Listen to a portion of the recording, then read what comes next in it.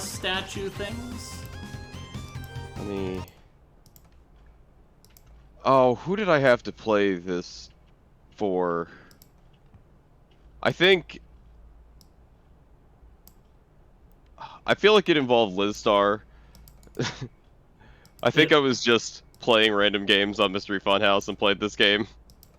It's possible. It's also... half of those TurboGrafx games show up in Kusogrand, so... TurboGrafx has Tricky Kick on it. That's a good game. Oh yeah, that was yesterday. They did a Tricky Kick run, but rather than a speed run, which would be kind of boring, they had two guys on the stream who were blind to the game, and they had to trade between who gets to control the game and who gets to solve the puzzle and tell the other guy what to do.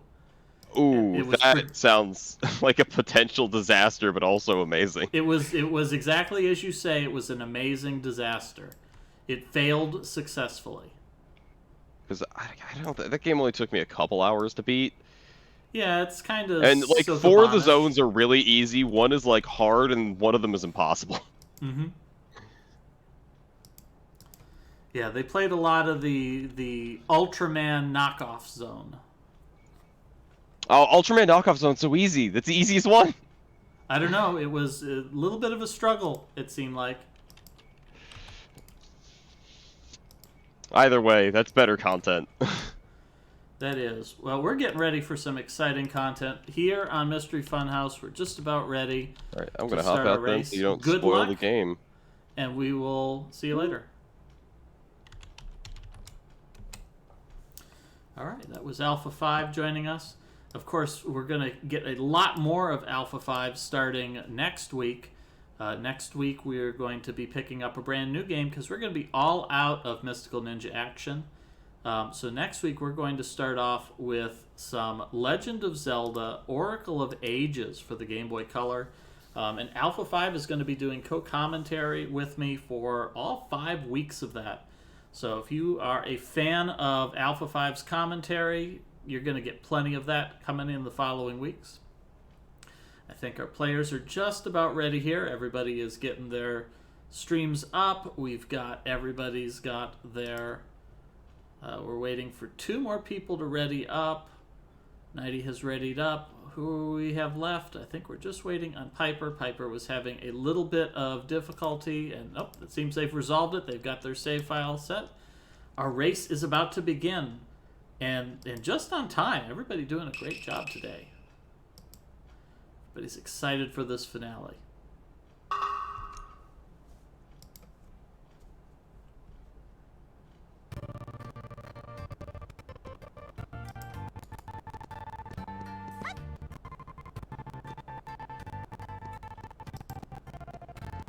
Let's see if Alpha's got better audio than Pika Pals. Because we definitely want some good audio for this next segment, because this is one of my favorite tracks in the game.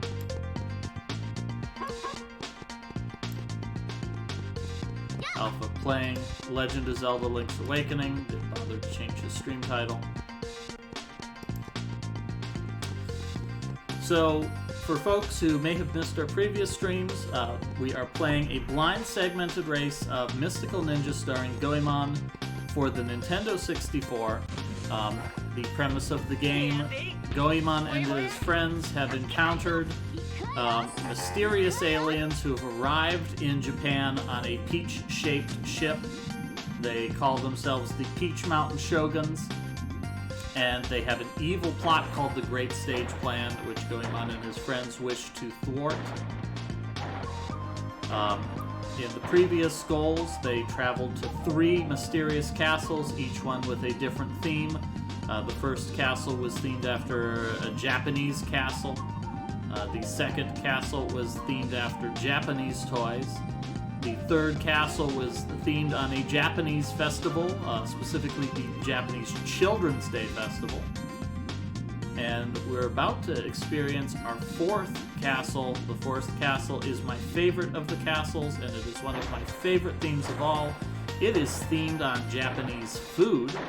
So we're going to see a lot of excellent food right now. So I hope that you folks are not going into this race hungry, because this race is going to make you hungry.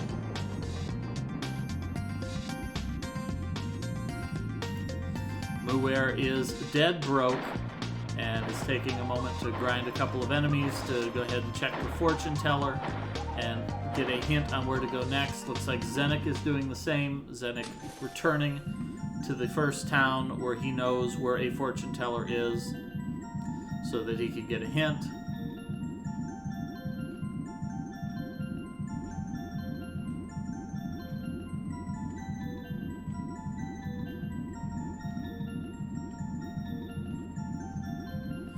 In the previous goal, the players just had required the mermaid magic and saved the game. The previous goal, we tried to end at the end of a dungeon.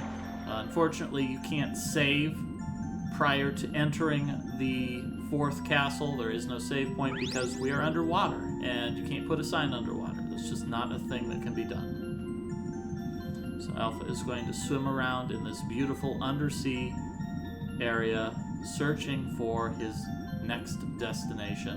He needs to be looking for the mysterious submarine hidden beneath the ice.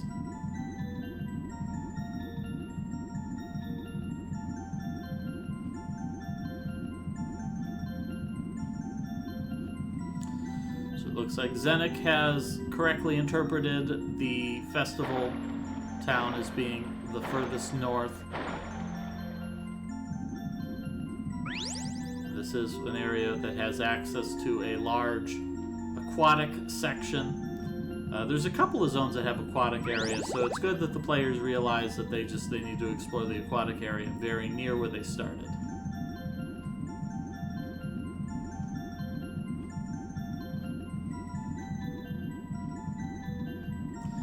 So it looks like both Muir and Zenik are moving in the right direction. And here we go. Alpha's noticing this submarine, and he's gonna swim up into this hatch.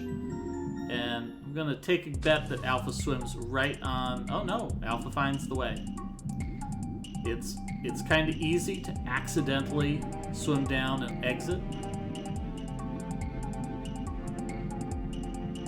Oh no, he did find the wrong exit. Alpha's probably thinking that was wrong.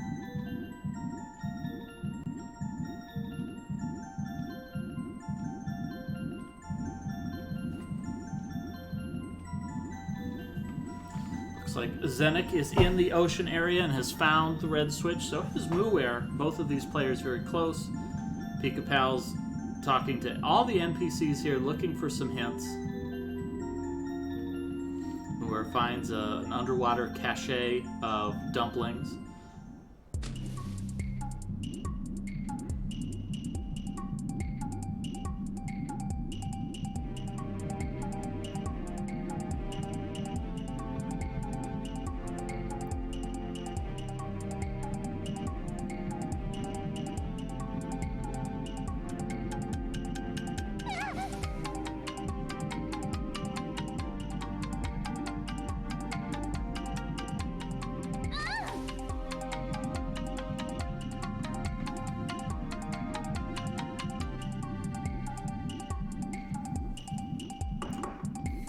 This zone has one of my favorite musical themes in the game.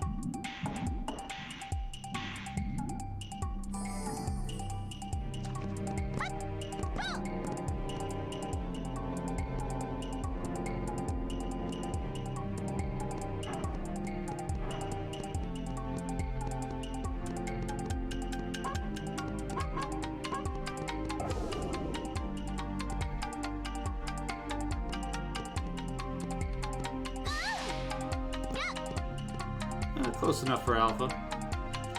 So Zenik and Muir both picking up this one up. Zenik and Muir are just neck and neck here. I think they're doing this on purpose.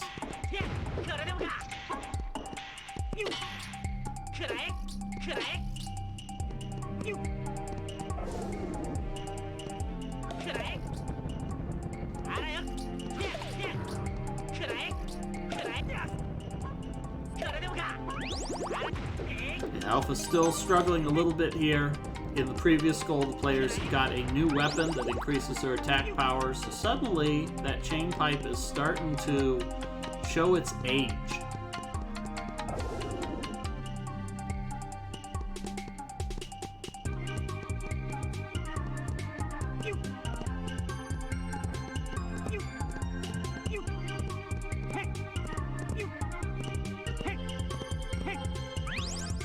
Climbing the floating sushi platforms. It looks like Pika Pals has gotten enough hints here that he feels confident that this is the direction he needs to go. And I think this little sign here on the shoreline will probably clinch it for him if he takes a moment to read it. This is the third and final segment of our segmented race. Our players are going to be beating the game this segment. They have a couple of giant robot battles that they'll need to work their way through.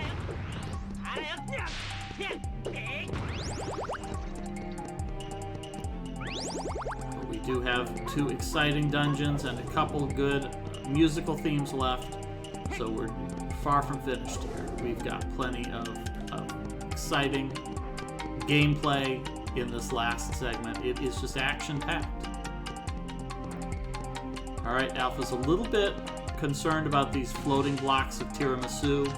I completely understand his hesitation to just leap onto hover desserts. Although one would question, if you eat a hovering dessert, could you still gain weight from that? Or would you not gain weight from a hover dessert?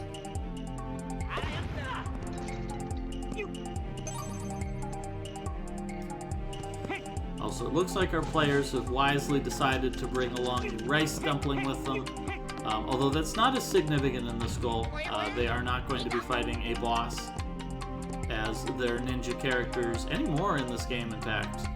They are done with normal boss fights. We've got only giant robot fights, and the giant robot can't eat rice dumplings.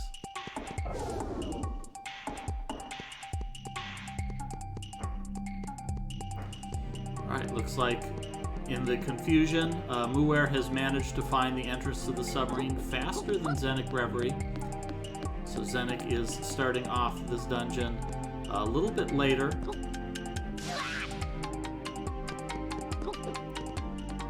But there's still plenty of time. There's some tricky platforming in these last few dungeons, so there are plenty of opportunities for the players to swap positions in the race.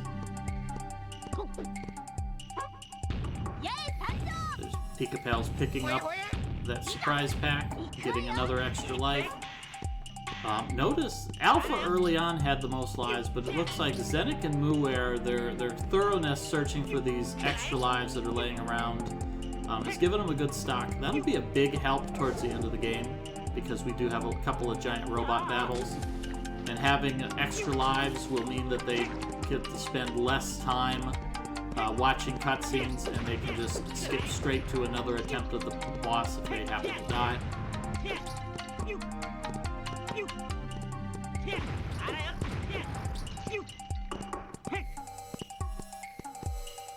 Alpha falls off the sushi conveyor. He's going to have to swim all the way back to this giant pile of sushi rice.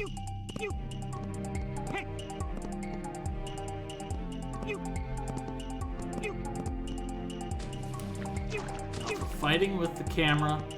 We've got Zenik now confronting the floating tiramisu, and we've got Muir crossing these grilled rice cakes, I guess they are.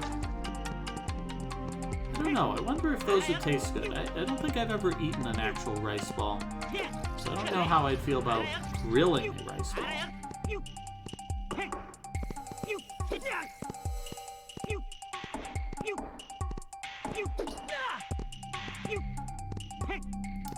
Just damage boosting through everything, and picks up his silver key versus this decorative plastic grass on the sushi is posing an insurmountable barrier to Alpha, but he makes his way around.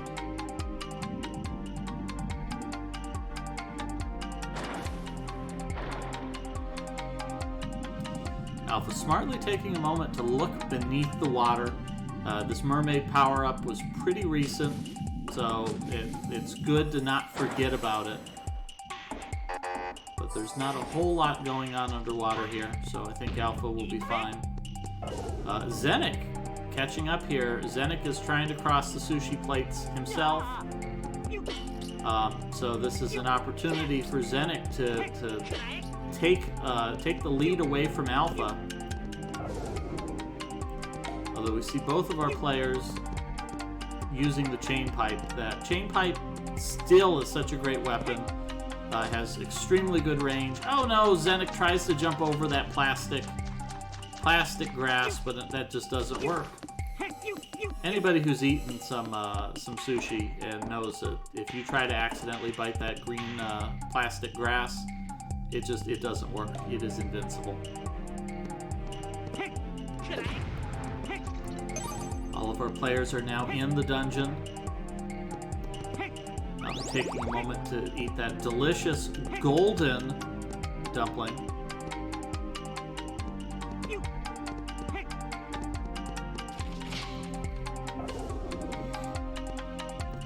Zenik picking up the key. But it looks like Muir may have beaten him to it.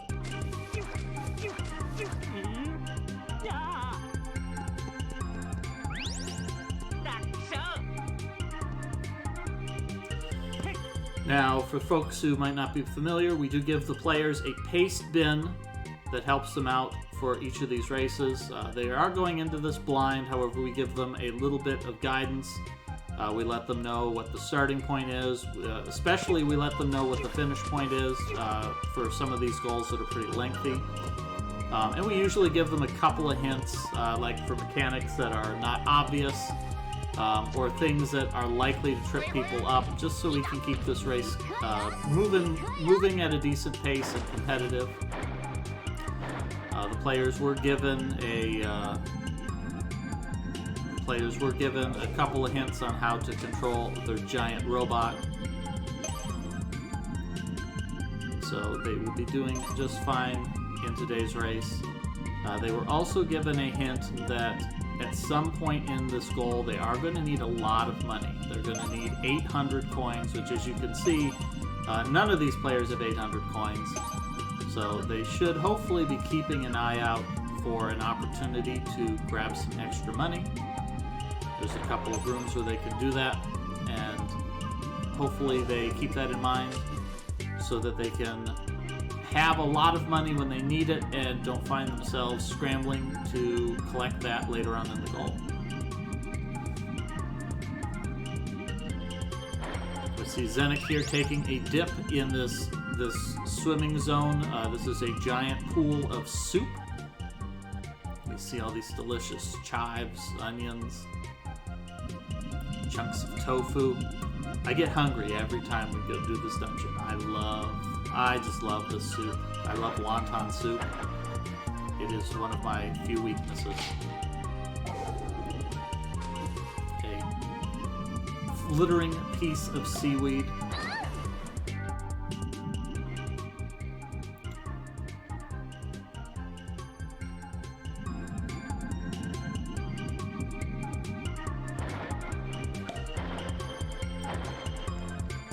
Zenik wisely not spending too much time trying to collect these coins. There's a temptation to grab them, but this is not the most efficient place. There's a room later on in the dungeon that I think has 4 pots in it that you could smash very quickly that get you 80 coins per go, and you can respawn them by leaving the room and re-entering. The players, if they find that room and they realize that's a good spot, they will be able to grind up that 800 gold in a matter of 2 or 3 minutes. Alpha is apparently not much of a fan of dessert. He's trying to take it out on this flan.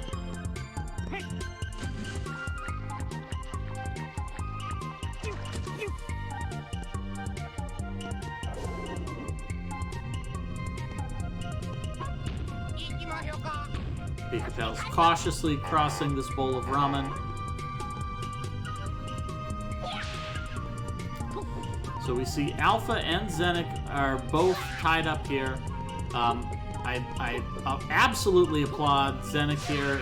Damage boosting is the way to go in this room.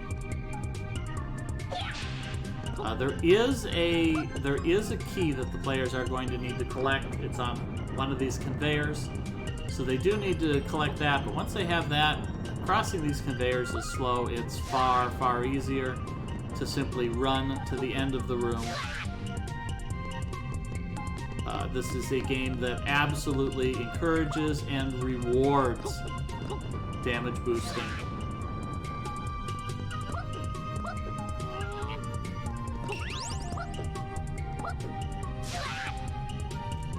See Zenik damage boosting everywhere, but it's not working out too well. Does need to find that key. Alpha grabs the key across the conveyors.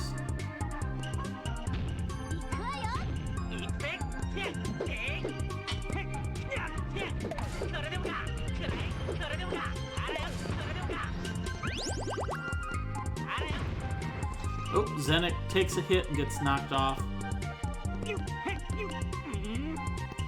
Zenik taking a lot of damage in this room. Struggling a little bit with the platforming, and this is not the worst platforming we are going to see in this goal. So really needs to get this camera under control.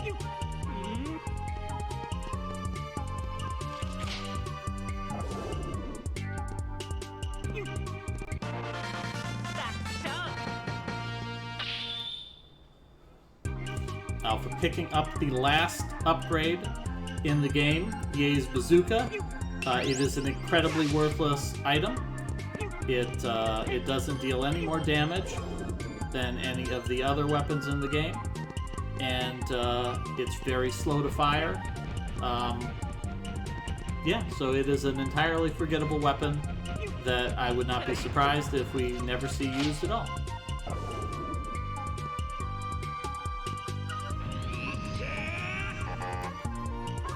Alpha activating Super Saiyan mode completely by accident.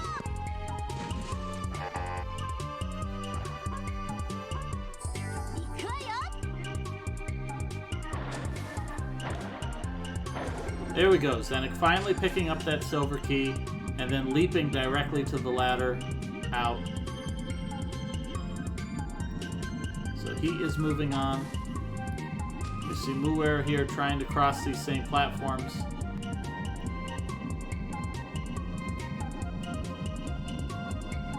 Alright, very smart play here by Muir. Muir simply damage boosting straight across the room, clearing that room in mere minutes. Or, not Muir, Pika Pals. Pika Pals, clearing that room in mere minutes. Or mere seconds, really. Far faster than Zenik. So, unfortunately, Zenik losing a lot of time in that room. And Alpha 5 discovering the obligatory use that shrinking power that we haven't used in a while.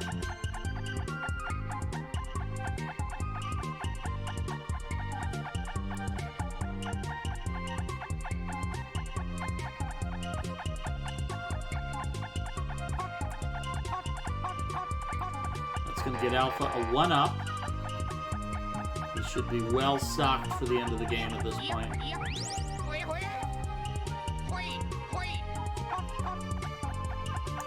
So Pika Pal's picking up the Yay Bazooka as well. And then jumping into a bowl of boiling hot soup that seemed like a really questionable decision to make.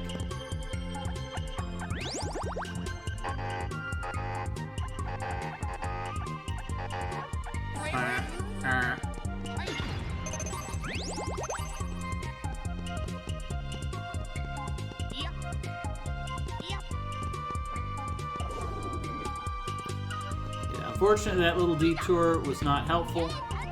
That's going to just set Alpha back.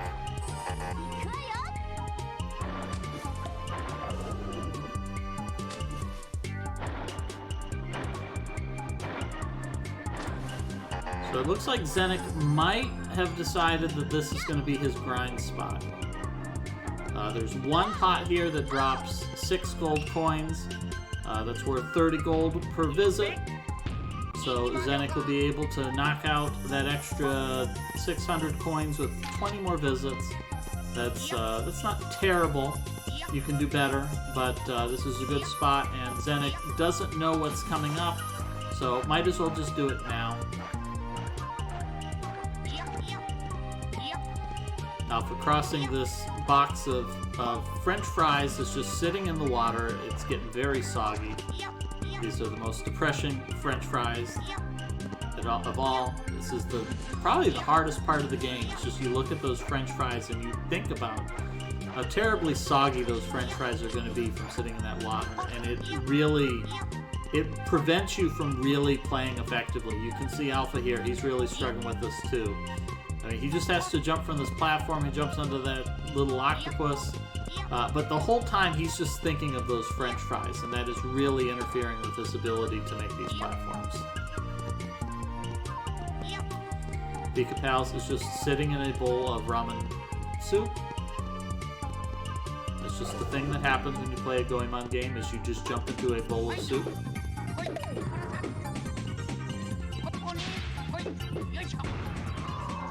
Alright, Alpha picking up on that. You do need to kill the enemies in this room. It's not obvious. That causes them to drop the key.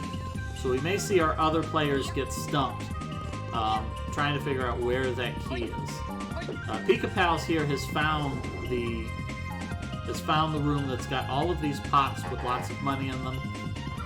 Pika Pals has been wisely saving up his cash, so he actually doesn't really have a whole lot of grinding to do.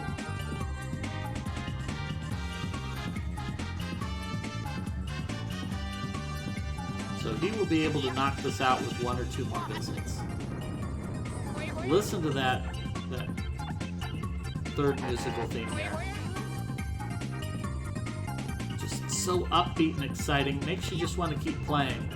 Alright, it's Zenik's turn to confront the disappointing French fries, and once, like Alpha, he's just thinking about these French fries as he tries to make that jump. Nobody likes their French fries really soggy. If your French fries are soggy, it's got to be because they're covered in gravy.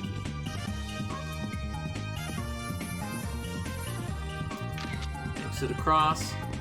So jump onto these tempura shrimp.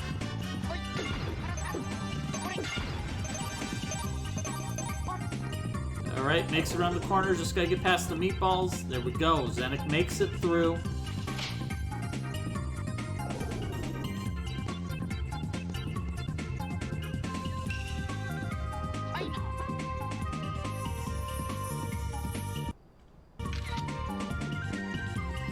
So Zenik is not going to kill those enemies. So Zenik is going to miss out on that key. So we might see Zenik doing a couple of loops here, trying to figure out what the heck's going on, until he takes the time to kill those enemies and pick up that key.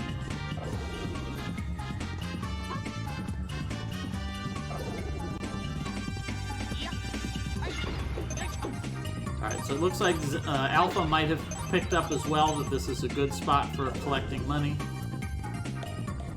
No, he's just gonna book it.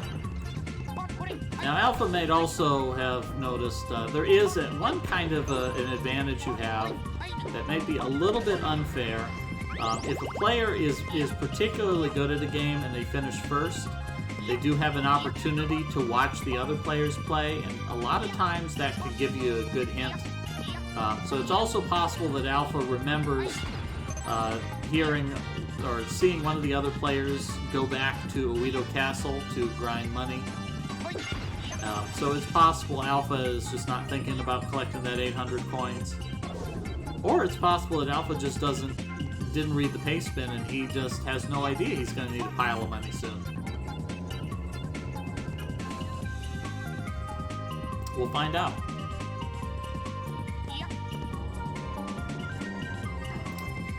So we see Muir taking a moment here to grind up some cash. It looks like Zenik has identified this room here, definitely accumulating that 800 coins. Yeah, that is the big hint that we give to all new players, particularly in a mystery tournament. Always read the pay spin.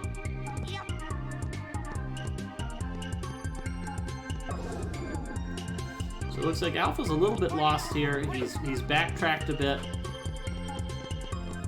You can tell because the musical theme has regressed to the previous form.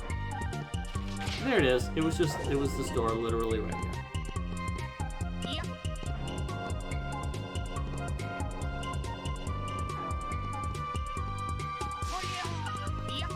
And that elevator emerges in a piece of steak. So please don't think about the mechanical implications of constructing a metal elevator in a piece of steak.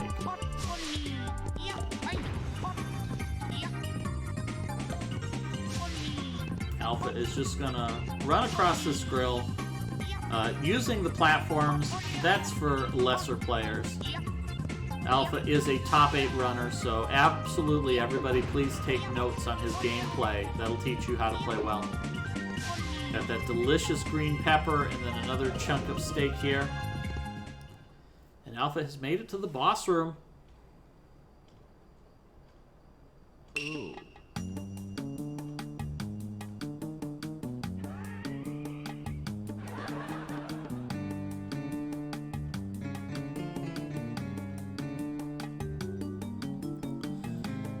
So in the previous 3 dungeons the players have completed, they each received a miracle item, but it's only in the previous goal where they learned that they're actually going to need those MacGuffins to save the world. Unfortunately, the villain of the Forest Castle tells you that there is no MacGuffin to collect here. Instead, the players are going to have to fight a boss and then go on a tedious fetch quest to find that last item. So we get the best of both worlds.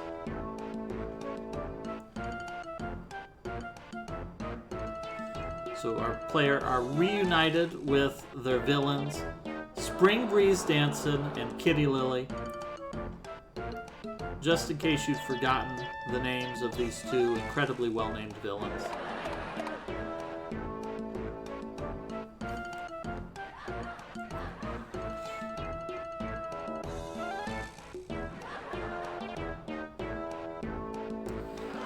Looks like Pika Pals identified that you need to kill the enemies to get that key. So Pika Pals is very close to clearing this dungeon, just has 1 hibachi grill to cross. So you're going to get that delicious steak. Oh, there's the corn. We got a couple of sausages here. Nice thick piece of green pepper and then another piece of steak. Oh, that'd make a great kebab right there. Where it tries to make that jump around the corner, but once again, those soggy fries just invading his thought space. One of the most cruel rooms ever designed. Those soggy fries really throwing you off trying to jump across it.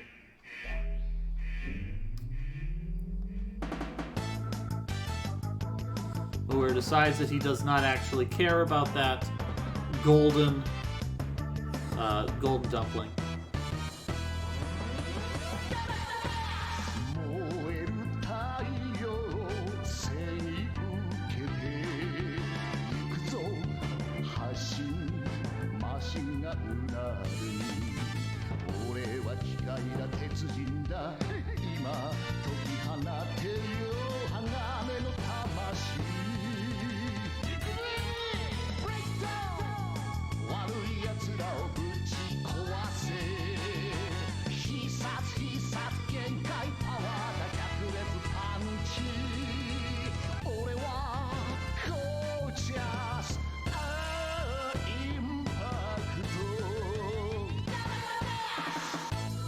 During that final scene where Impact's facing the camera with that flare in the background, if you hit the control stick, you can rotate his head, because that's an incredibly important element. So it's been a while since we've seen an Impact fight, so we'll see if Alpha can remember how it actually works. Oh, Alpha doesn't notice the tripwire, and he trips. That's just the thing that happens. Come on, Alpha.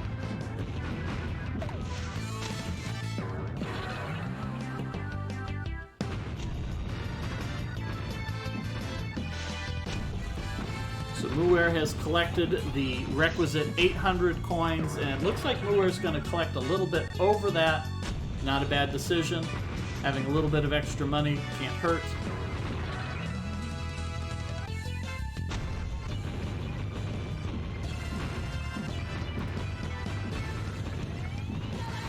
Muir killed the enemies in the previous room and collected that slightly obscure key. However, I think Zenik might be a little bit stumped here. That's all Zenik is missing. Zenik has to find that room with the enemies and realize that, yes, he does need to kill all the enemies in that room to spawn that key. That is a very confusing key. It definitely threw me off.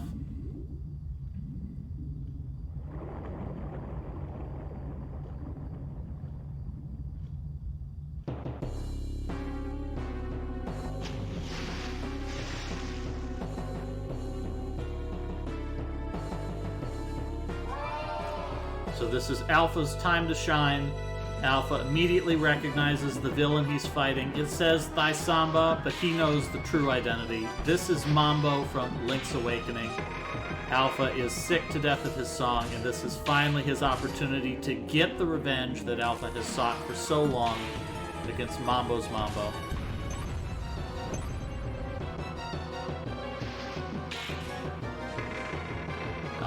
Making good use of the grappling pipe here to pull in his enemy. You gotta hit the buttons, Alpha. Ooh, Alpha not mashing buttons.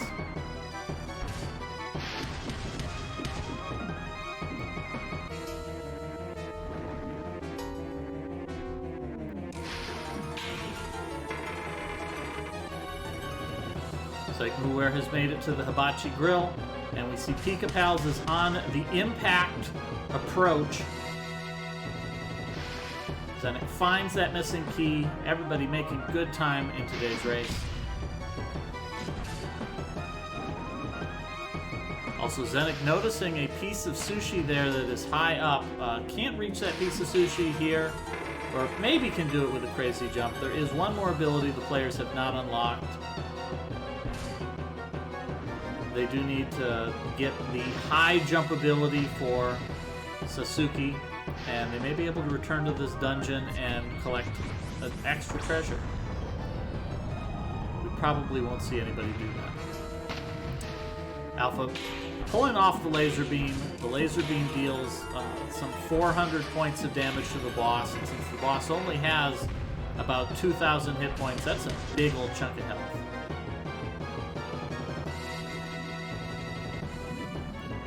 Alright, round 2, we're going underwater. Visibility is decreased, so this is the opportunity. Alpha really needs to make use of that radar panel in the middle of the robot's display, which up until this point you would be forgiven if you didn't even realize that this robot had a radar. Oh, Alpha fires his laser, but he misses. But he manages to follow it up with a nice punch, punch, punch, kick combo. Has Alpha figured out charge? Alright, Alpha has finally figured out how to use his grappling hook.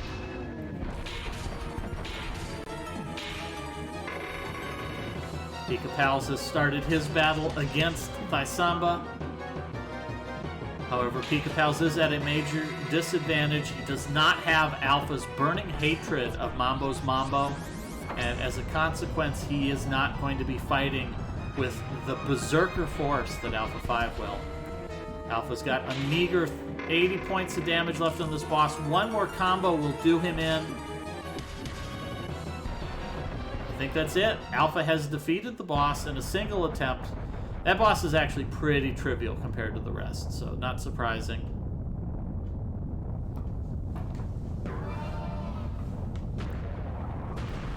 But we're making it to the boss room, and of course this is a very generous one because it's an impact fight. You do get a save point before and after.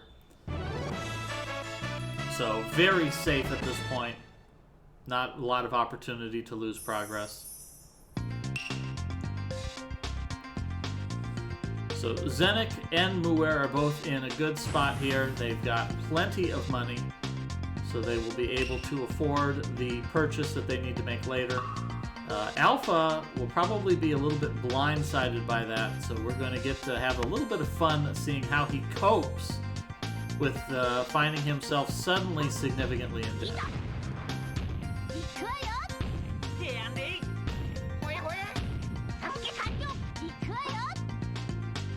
One of his characters has a flute. Hopefully he finds it.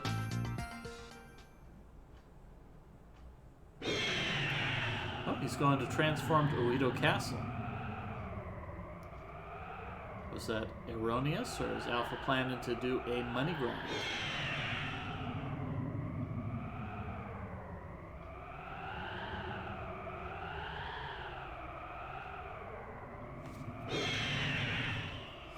Alright, Pika-Pal's turn to go under the water. Darling, it's better down where it's wetter.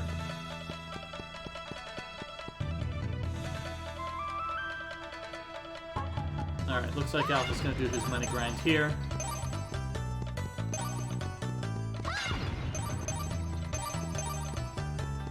We're taking a tumble over that tripwire. Those tripwires are pretty hard to spot. Yeah, Muir sees it, but a little bit too late. Pika-Pal's having a little bit of trouble against this boss. He's got his laser charged up. He just needs to fire it. But we're making it through the impact dash section. Tripping over all of these wires, but still making it through. There we go. We're making that jump. Making that jump. Alright, nicely done. We're collecting that energy for the boss fight. It's like Pika-Pal's is just gonna make it with his grappling attacks. Looks like Zenik is on his way to the end here.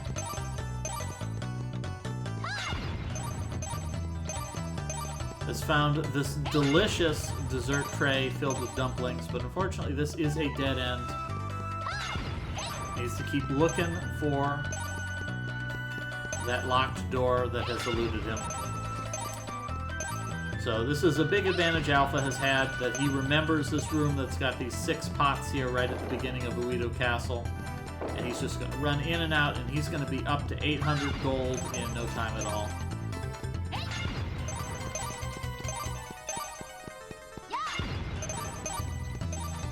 Yeah, 6 pots, 20 gold per pot. That's going to be 120 gold every visit. There we go, one more pot, and he's got it.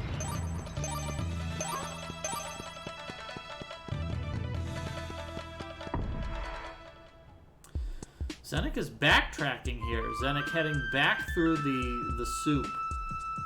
Zenik, unfortunately, is very lost at this point. He needs to be moving forward, not backwards. So this is unfortunate. We'll have to see where it is that he thinks that he's going to now. Unless he thinks he's moving forward and he doesn't recognize these rooms, having navigated them recently.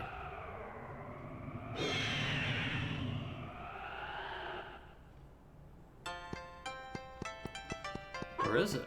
Maybe I'm the one who's backwards.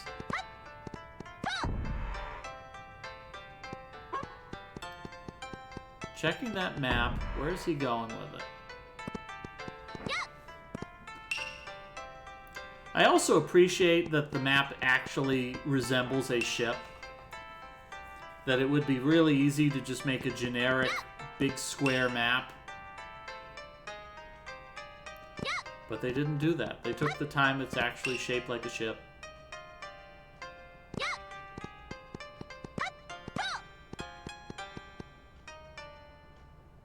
You're not shy. Alpha's got plenty of rice balls, so he doesn't need to collect any more. But we're making good use of the block ability. We haven't seen the other players using that as much.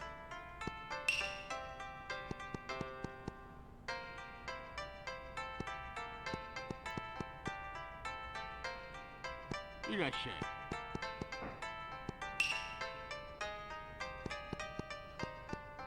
No laser for Muir. Maybe he tried to input it and he made a mistake.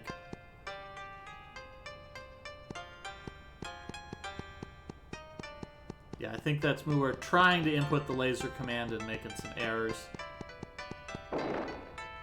He's one nose bullet away. There it is. Muir getting the kill and moving on. Meanwhile, Zenik Reverie is very lost right now. Has backtracked all the way to the beginning of the dungeon. He just needs to turn around and just keep moving forward until he gets as far ahead as he can.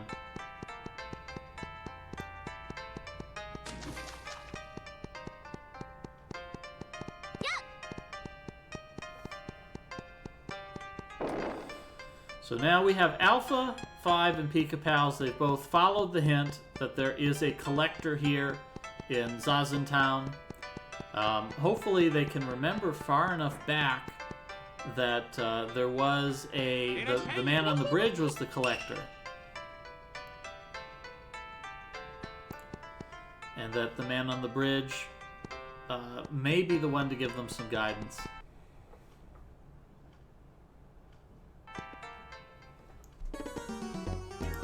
Alpha is going to go ahead and use the Plasma Fortune Teller.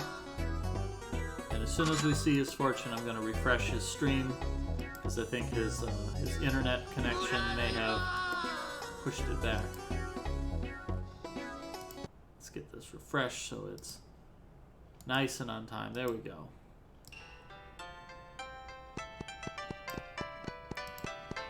So they may not remember this collector.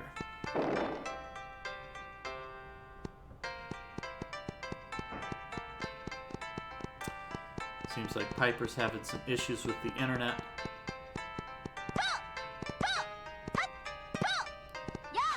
Alpha is going to slash at this small child. Alpha, please. Please, Alpha.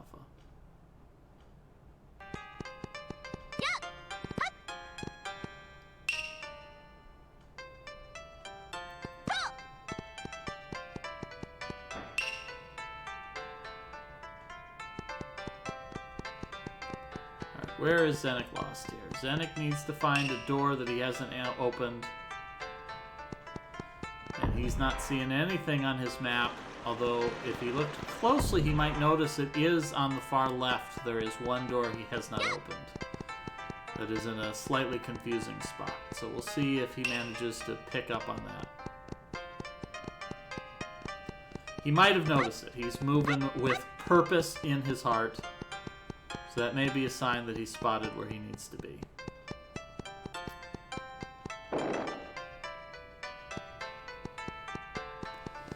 So Pika Pals, Muer, and Alpha are both in Zazen Town. They've been informed that they need to speak to, quote-unquote, the collector in Zazen Town. But this is an individual that they might not remember. Here we go. Alpha talking to the right guy. The collector was the man that they threw logs at his ankles.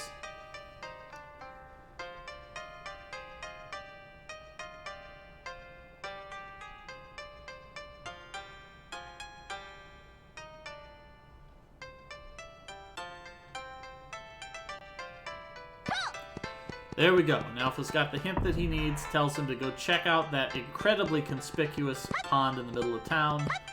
And as soon as he hits that, that's great, because Alpha was really hoping that that had something to do with something.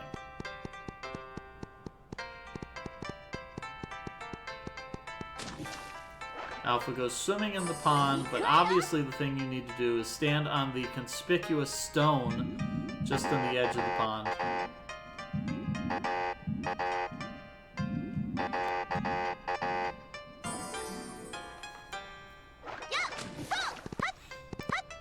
It looks like Zenik's moving in the right direction here. Thankfully, this is not a particularly long dungeon. Oh no, Alpha's walking away. No, Alpha. You've got to step onto that stone right there like Pika Pals is doing. Oh, this is so bad for poor Alpha.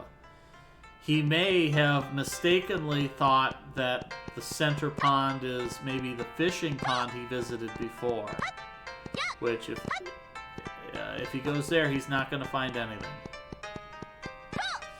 So with this, officially, we've got Pika Pals pulling ahead of Alpha 5.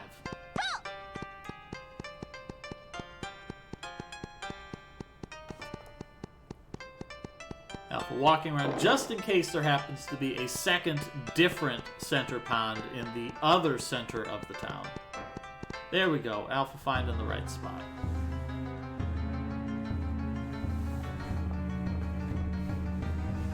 Zenik spots that little fenced area. The fenced area means nothing to him.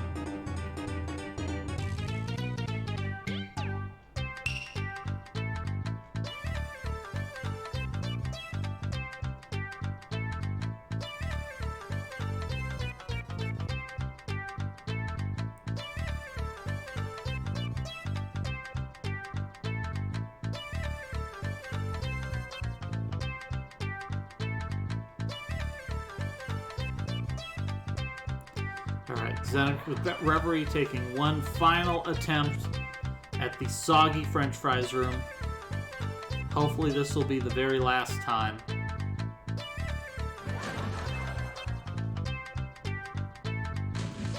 Oop, gonna need one more attempt.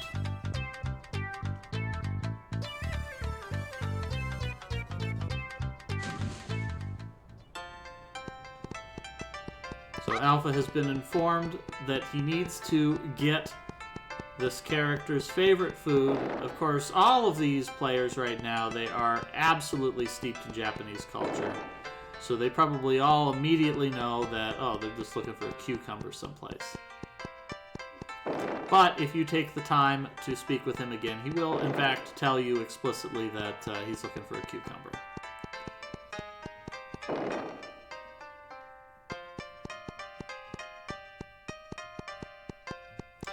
Alright, Zenik Reverie making the dash across the hibachi grill.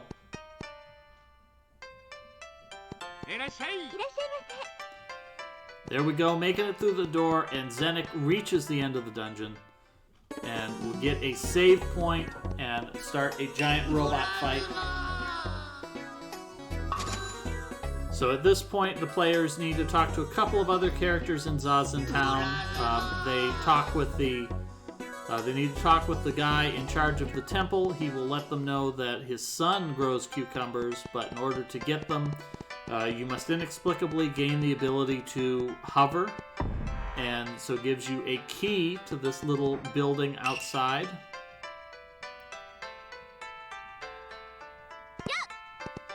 And we will see Pika Pals making an effort at the fourth and final of the minigames in here. We had the hiding while collecting sweets minigame. We had the climbing the waterfall minigame. We had throwing metal boxes at giant Mr. Saturn's minigame. And for the last minigame, you'd expect it would be something absolutely mind-blowingly crazy, but it's not. It's actually just, we're going to just climb a bunch of platforms. We just climb up a bunch of platforms, and when you get to the top, you win.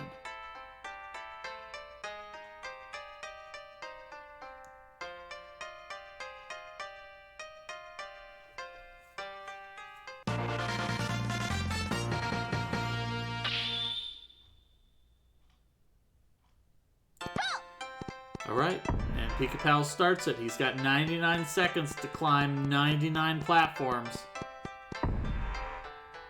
And there's no safety nets here. If Pika Pals takes a dip, he's back to the bottom.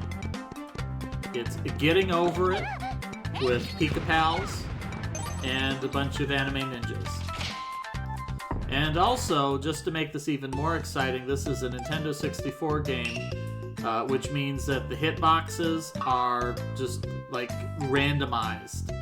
And with that, Pika Pals gets yeeted all the way back to the bottom of the platforms, and is just going to have to climb it again. Of course, the biggest heartbreak of all is if you manage to fall, and then climb back up, and then reach the top and run out of time just as you're making that last couple of jumps. That's where it really gets bad. Alright, Pika Pal's doing alright here. He's making some progress. So he makes it past the platforms that are moving in and out. Then he makes it to the platforms that are moving horizontally. And now he's made it to the combination. Oh, the end is right there in sight. He's just got one more platform, two more jumps, and he'll make it. He is being very patient here. He is exhibiting the patience of a Zen master.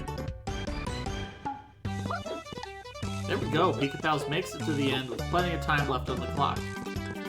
And his reward is super jumping ability. Zenek has made it to the impact run.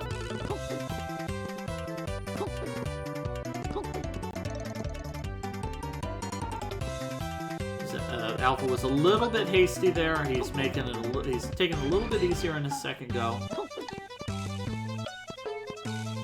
He's very close. You gotta watch it. If you're too close to that center platform, you're gonna hit it.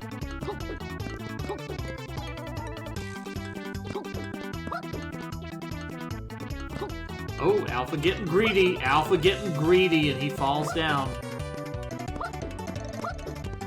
That music is speeding up to let him know. Oh, an interesting choice here. Pika-Pal's taking a moment to use his flying ability, and that gets him another silver fortune doll.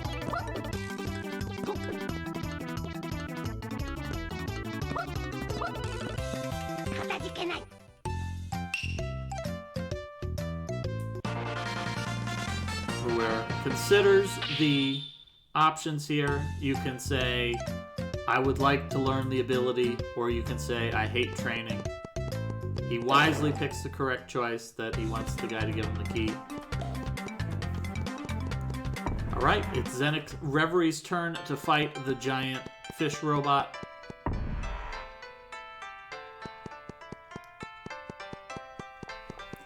Play Samba 2.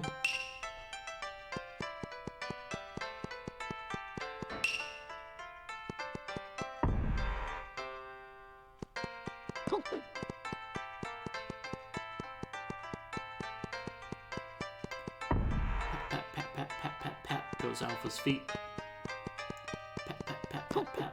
Whoop. All right. Alpha managed to pull ahead of Pika-Pal's here again because Pika-Pal stopped to pick up that silver fortune doll.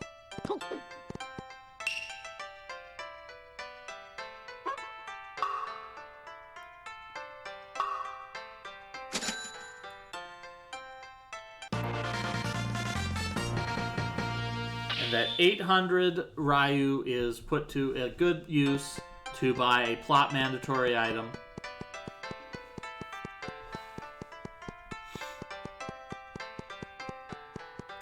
That is the last mandatory purchase in the game. The players will be free to spend their remaining money on anything that they choose to do so.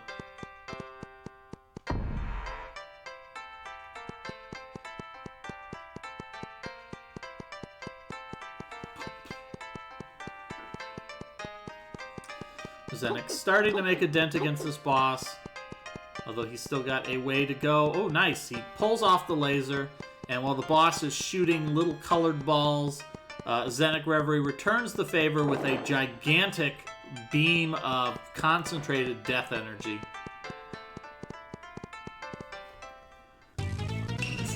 And now it's time for Zenek to engage in phase 2 and immediately gets rammed in the face by this guy's head. And he returns the favor with a swift kick to his chin.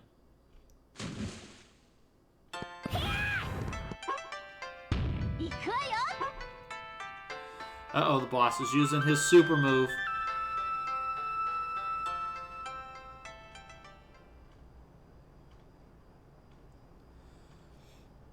Alright, so with Alpha has managed to collect the fourth and final miracle item, he says, now what? Needs to remember that there was a platform that may travel to space, and that is what's going to get him to the final area of the game.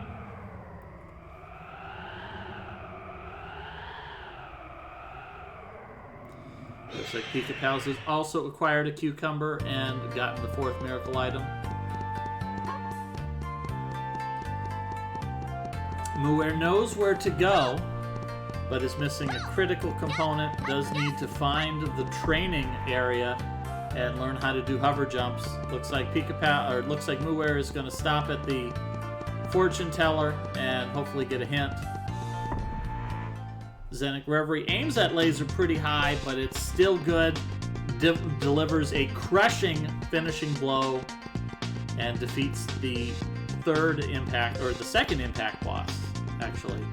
It's been that long. We had the first impact boss right after the first dungeon, and here we are after the fourth dungeon, finally getting another impact boss.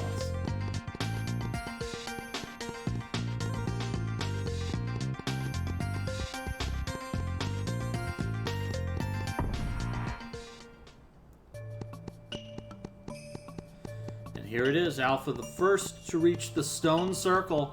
This is the teleporter to space and the final dungeon. It's pretty much all dungeon from here on out.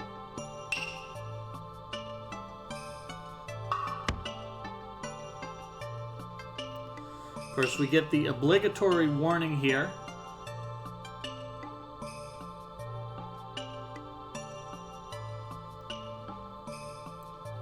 Once you go to outer space, you may never be able to return. And yes, this is the point of no return. Once the players travel to space, they cannot leave the final dungeon. Although it does have a town in it that you can use to purchase supplies. So they're not missing anything that they would need to finish the game.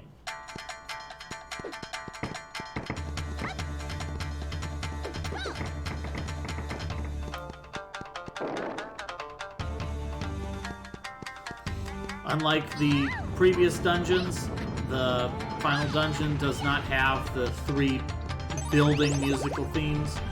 Instead, it's broken up into 2 parts, and each part has a different musical theme, so you basically get 3 themes.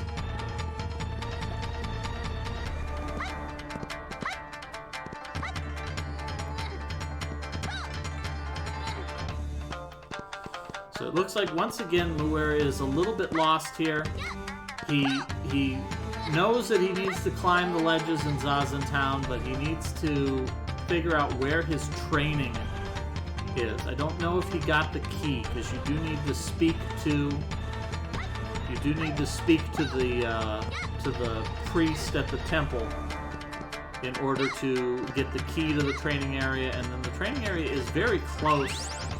But if you forget where you were told to go, you might have a little bit of trouble.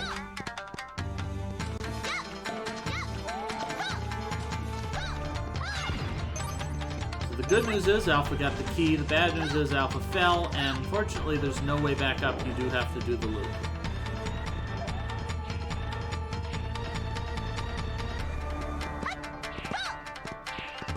Ooh, nice jump there by Alpha. Leaping over the first razor blade, but he's a little slow in his second attempt. And he gets his head chopped off.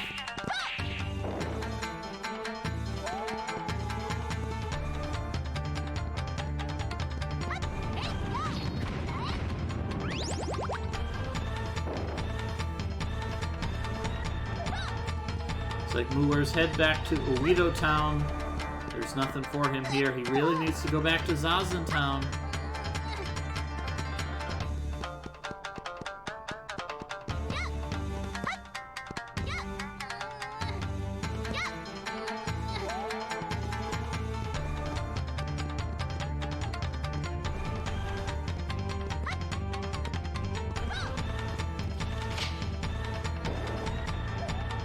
Alpha making the loop around and getting back up. Meanwhile, we already see Pika Pals trying to platform across these very flamboyant fans.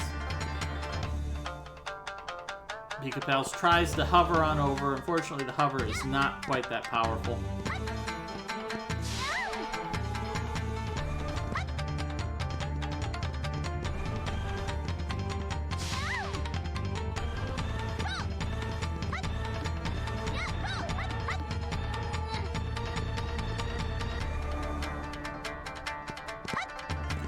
Looks like Muir is just going to talk to every NPC in every town. Unfortunately, there are a couple of towns here. They're pretty big.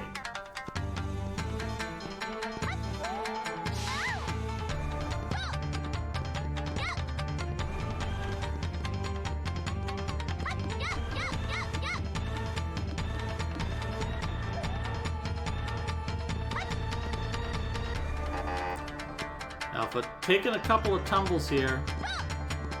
Oh, where's Pika Pals going? Oh, Pika Pals must have gotten the gold key and is back on his way out.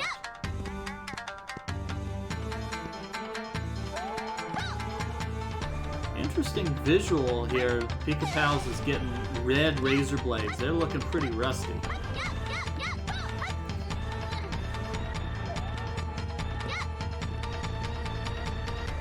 Alright, Alpha's gonna cross these fans again. Oh no, Alpha keeps falling down. Just letting Pika Pals run away with this race.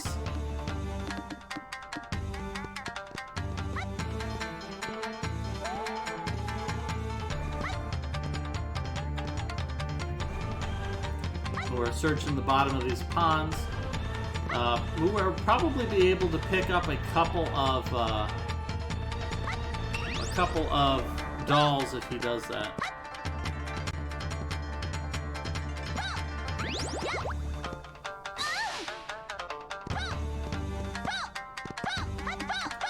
Alright, Pika Pals gets to cross yet another fan chasm. He says nope. He says very nope to that.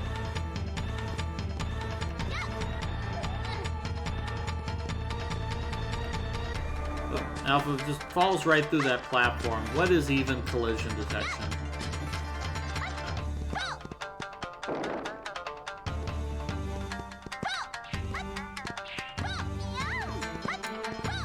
Zenik making a logical choice here that he goes and he talks to our little midget friend again. Given that we've had to talk with him twice now, it seemed logical to maybe talk with him again.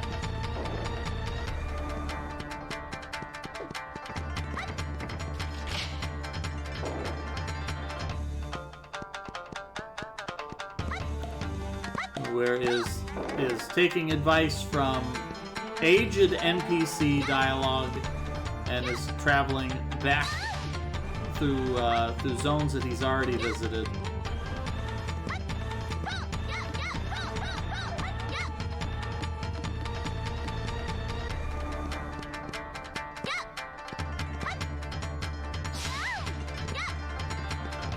Yeah, this last dungeon has some tricky platforming, so we're gonna find out real quick how good our players are at their N64 platforming capabilities.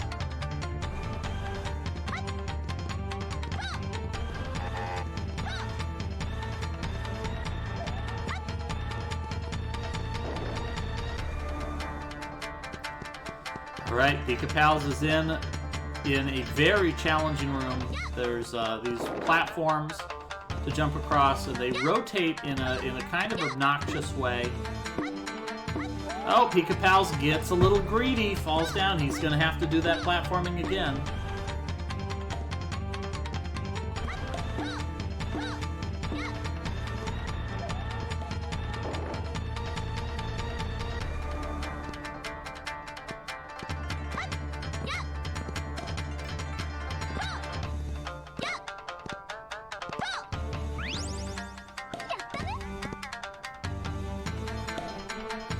Muer's losing a lot of time here. Zenik is catching up.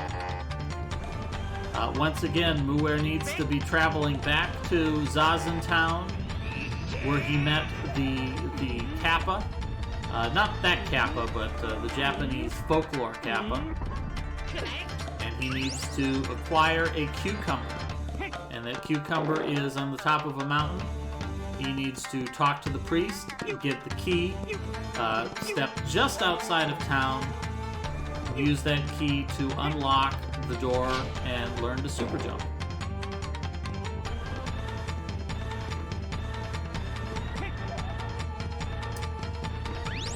This is the part that's really, this tests your ability to stay cool under pressure. Muer knows that he's in a spot right now where he doesn't know what he's supposed to do next. And he knows he's losing some time on the other players as he wanders around searching. Here we go, Pika Pals has made it up. Just don't slip. There's the key. Alright, Pika Pals grabs perhaps the most difficult key in the game.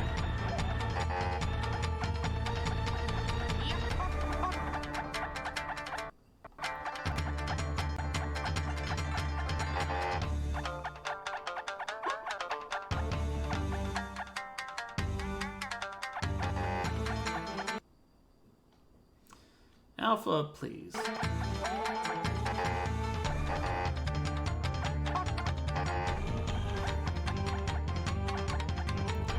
Now I like what Pika Pals is doing here, trying to use this hover to cheat, because he absolutely can do it. Oh, is he gonna hover cheat right here? I want to see it. Oh no, he's not doing it. The intended progression is to walk all the way around this room, and it's pretty easy to do. It doesn't take that long, but it's completely possible to simply hover directly to that locked door and just skip that whole section.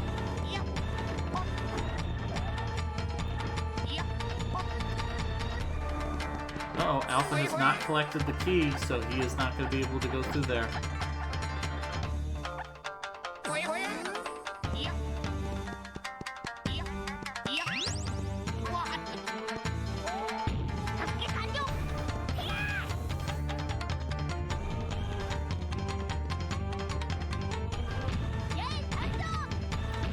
So Zenek finds that if you just talk to this Kappa a couple times in a row, he will explicitly tell you where he expects you to go.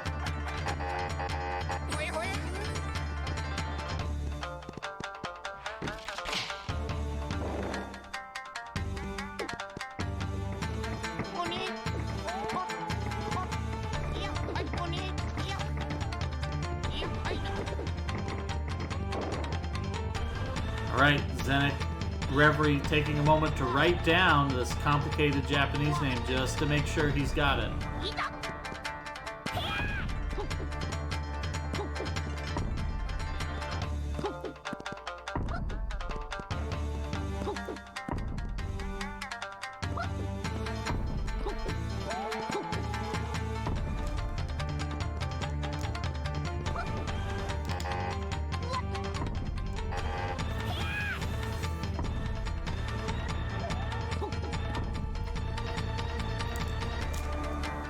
Alright, Zenek picking up the key.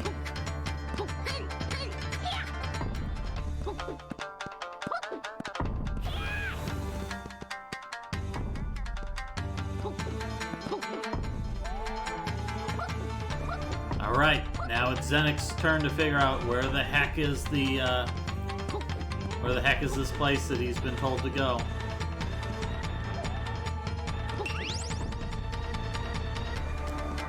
Alright, and Alpha picks up the diamond key and is going to make his way to the end of the dungeon. Meanwhile, Pika Pals has made it through the first part of the castle. We then have to traverse this open outdoor area that is basically a town. There's all these shops here to buy supplies at. There's a hotel here where Pika Pals can save his game, and he would be wise to do so. And he's finally learning the horrible plot is that the villains are putting on shows here in town that everybody has been watching. Of course, there is no greater crime than forcing people to watch a musical. So at this point, hopefully Pika Pals is realizing just how important it is that he can defeat these villains and put Japan back in order.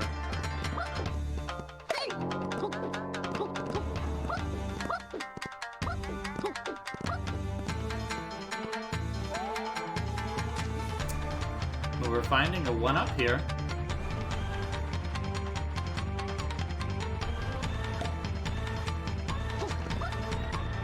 Yeah, Muir is just traipsing all across Japan. I'm not sure what hint he's operating off of.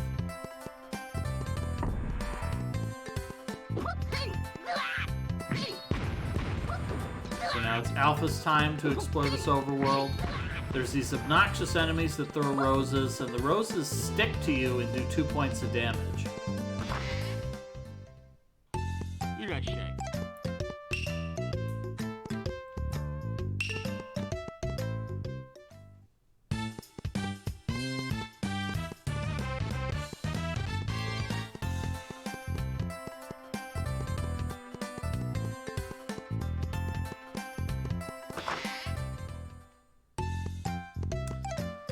Perhaps Muir knows he's supposed to go to Bison, and he's simply struggling with remembering where in the heck Bison is.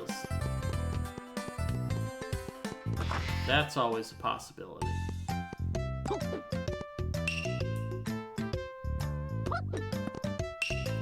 If that's the case, Muir's getting very close to it. He's in the correct area of Japan.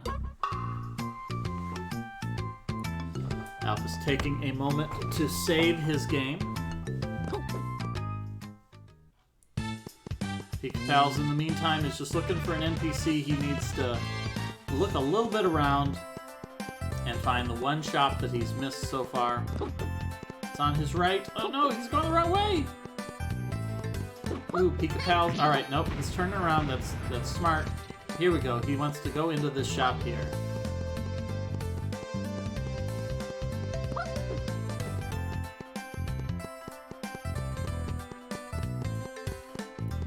And here it is. It's the wise old man. The wise old man is another recurring character in the Goemon series. He's a genius inventor who has built the Clockwork Ninja Sasuke and has built a number of other powerful inventions. And he's also in the English translation. He is obsessed with car magazines.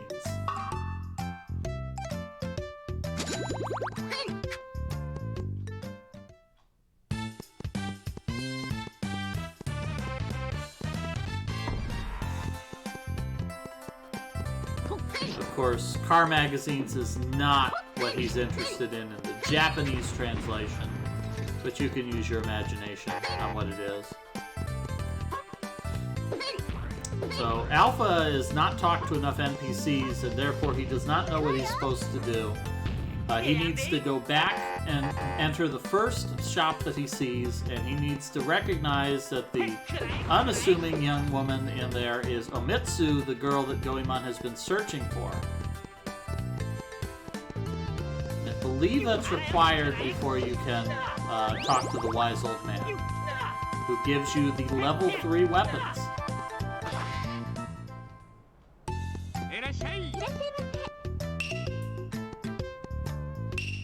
Yeah, because the wise man doesn't appear until after you have talked to Omitsu.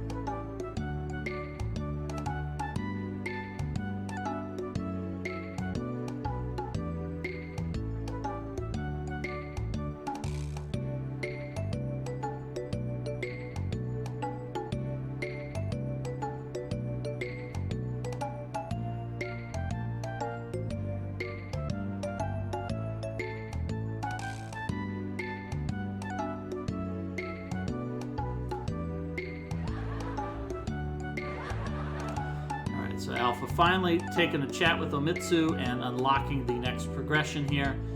Meanwhile, we've got Pikapows has entered the final dungeon.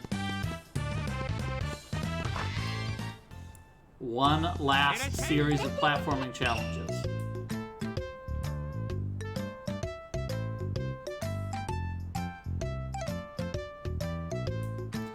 It looks like Muir's confusion stemmed from not knowing where Bison or Chiguku were.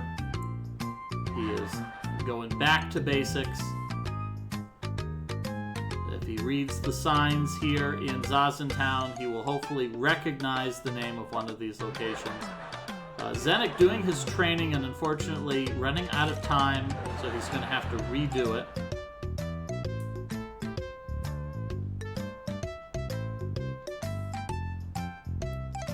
Pikapow's making very good use of this hover ability.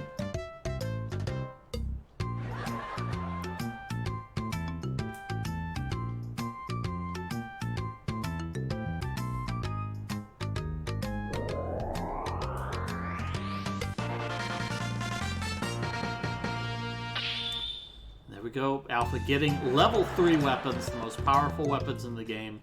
Also dramatically increases the size of the weapons such that he's not going to feel so bad about not using his grappling hook anymore.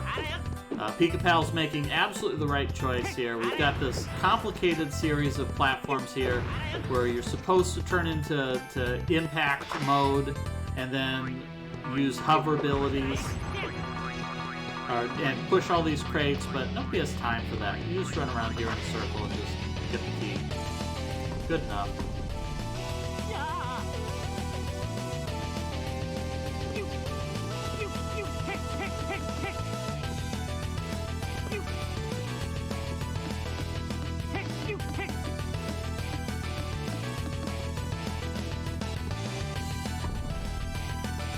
Got this jammin' final dungeon tune.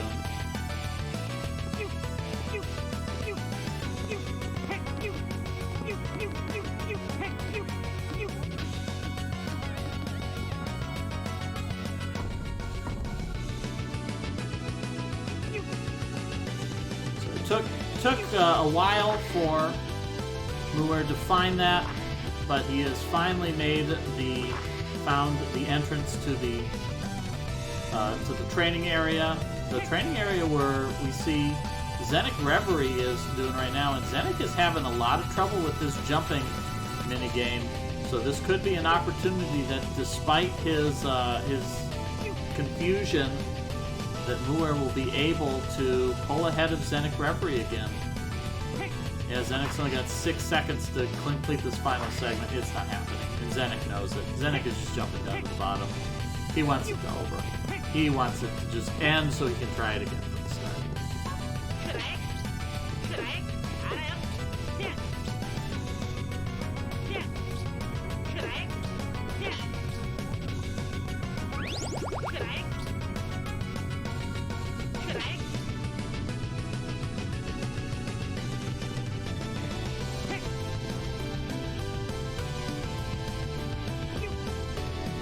Oh, Muir gets greedy, gets yeeted off of that platform. Hopefully he's going to give a lot more respect to those triangular, slippery slope platforms.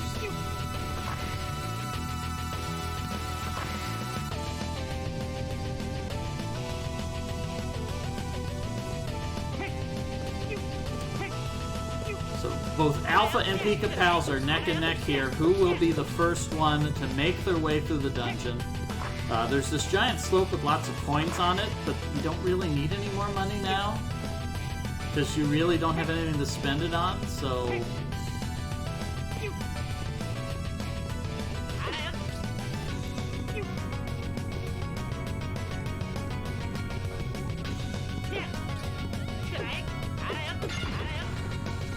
Oh, Pika-Pal's smartly recognizing that suspicious painting. That's going to get Pika one more fortune doll here, and it's a gold fortune doll, so that's going to be another heart container.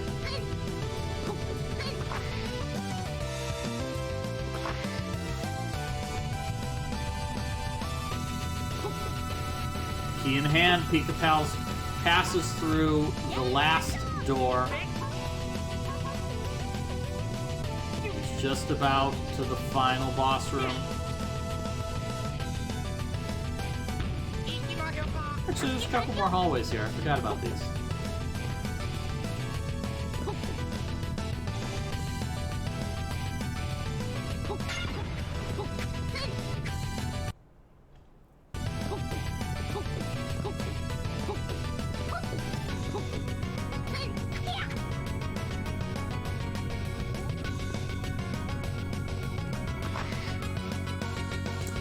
Oh, this is so close for Zenic. He's got these last two platforms. Oh, just run, just run, just run, just run, just run! Oh, he was lit. Oh, that's as close as you can possibly get. Absolutely robbed.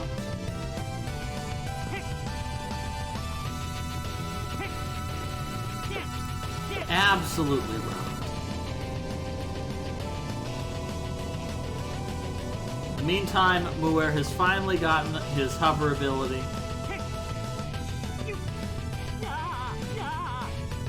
We'll be picking up his 800 Ryu cucumbers.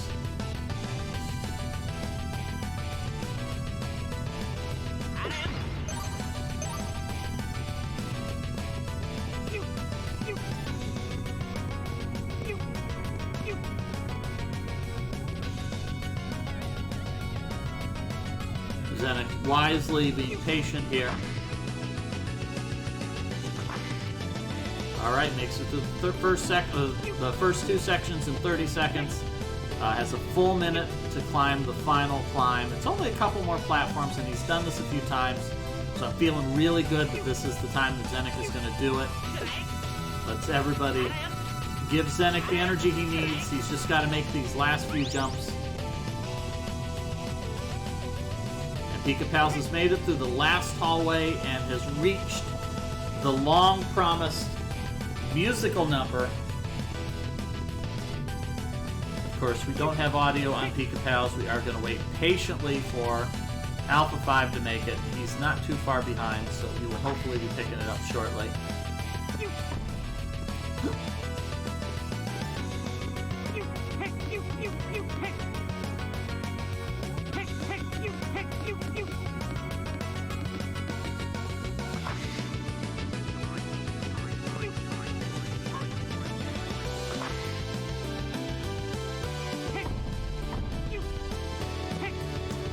Alpha's going to be in for a rude surprise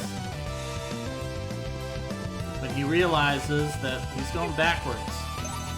He cannot climb the slope. Nope, sorry buddy. Go back. Try again. Oh no, Zenek fell down again. Zenek commenting in chat all of the dropped inputs. All of the dropped inputs.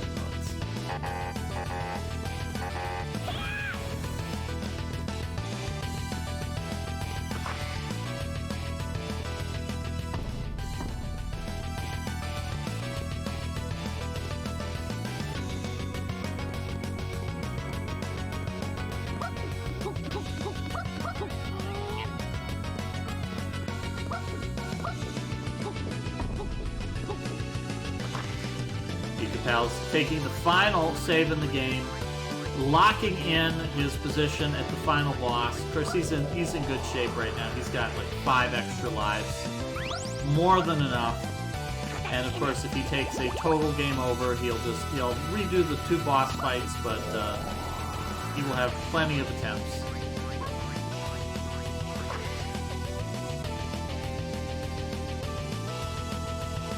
It is time for the final impact. We are going to see Pika Pals running through the bay of the spaceship, and then we have not 1 but 2 bosses in a row. Alright, Zenek making good progress here. Oh, nicely done. Zenek making it. Oh, nice jumps there. Zenek going fast, but he's making those jumps. That's all you need to do. Alright, he's got 2 more jumps left. Makes the first. Here's the second. He's just got to do it. All right, he made it. And he makes it to the end. And there it is. He does his flip. And he has got his hover ability at long last.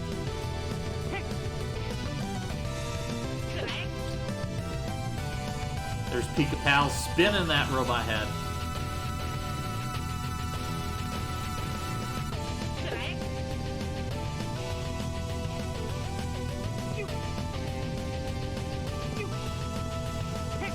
Nice dodges here from Pika Pals. Oh, nope, he misses that hole and he takes a tumble.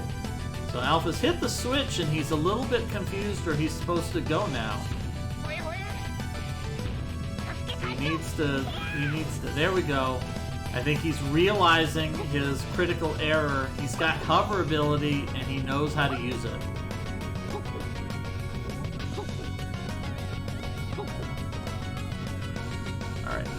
Hover across this gap. Oh, nope. Nope. There we go. Alpha figuring it out as he goes along. Giving an opportunity for the other players to catch up. We see Muir has reached the stone circle and is about to head into space. Zenek is just trying to get across this platform. This cucumber cannot possibly be worth all of the effort that poor Zenek has had to put into getting it.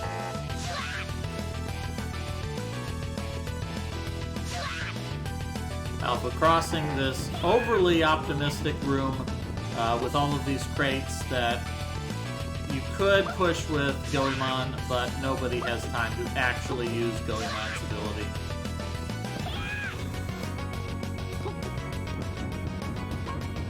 Oh no, Alpha, you're thinking way too hard. Alpha, this is... Oh my god, Alpha. We see Pika-Pals here is facing off against Volbera, the giant battleship we saw at the beginning of the game.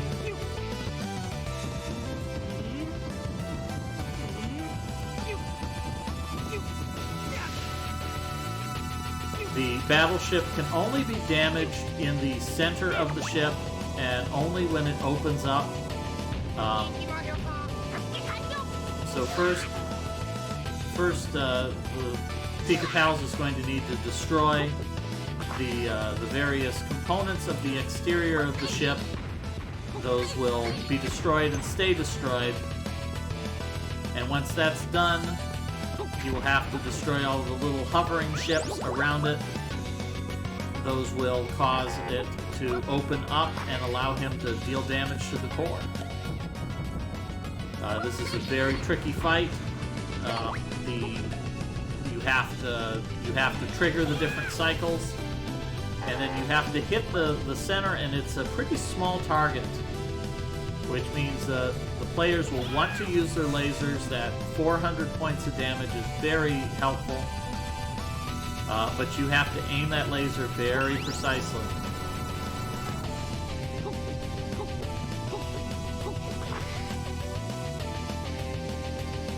Oh, I think Pika-Pals realizes that's the weak point. Yeah, there we go. He sees the health going down. So it's a good sign to him that he's doing damage.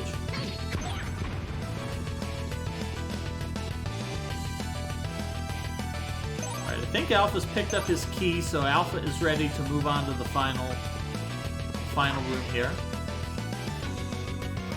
Looks like Zenik knows where he's going. He's heading up north to Mount Fear.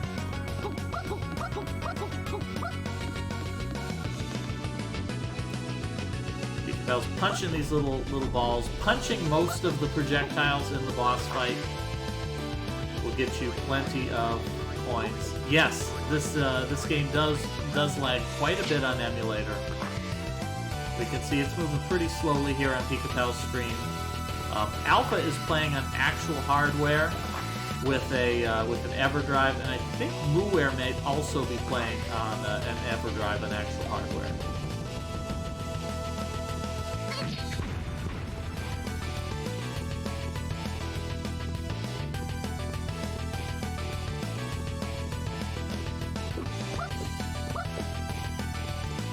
Pika-Pals takes about 3 years to throw out his grappling chain,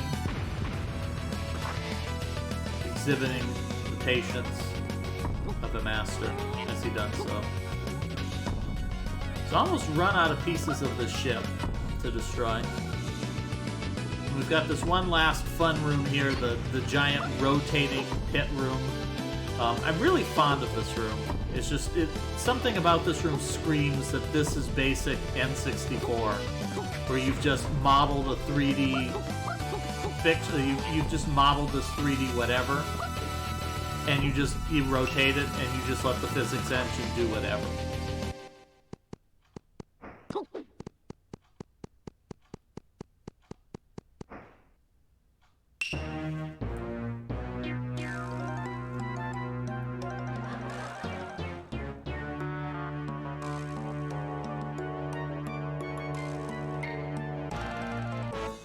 I don't know if we've seen Pika-Pals using his laser in any of these fights, so he may have a little bit of a handicap here that he's skipping that. He is wisely using his grappling chain though to attack at a range,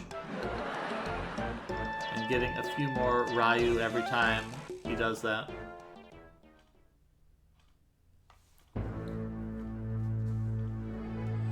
Now, ladies and gentlemen, my stage, performed by Spring Breeze Danson and Kitty Lily.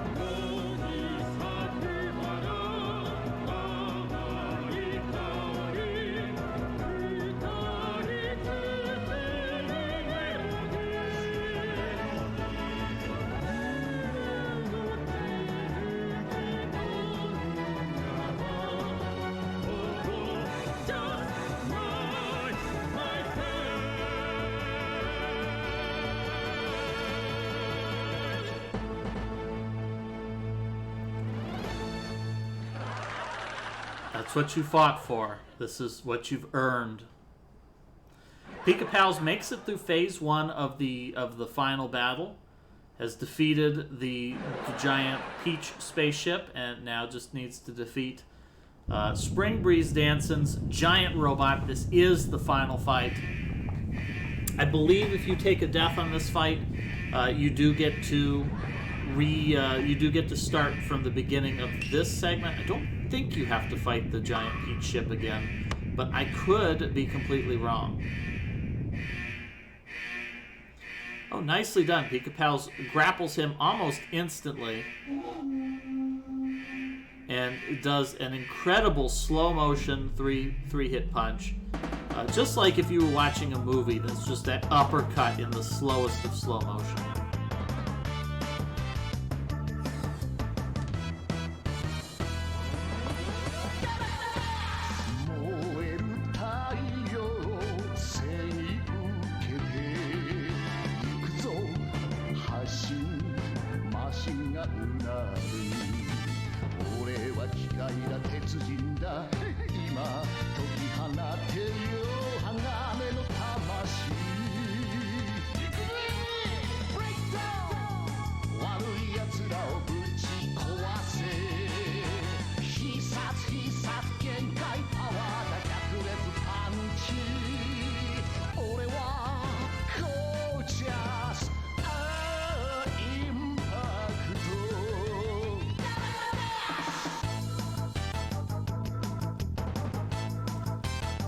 Here it is, Alpha on the final battle.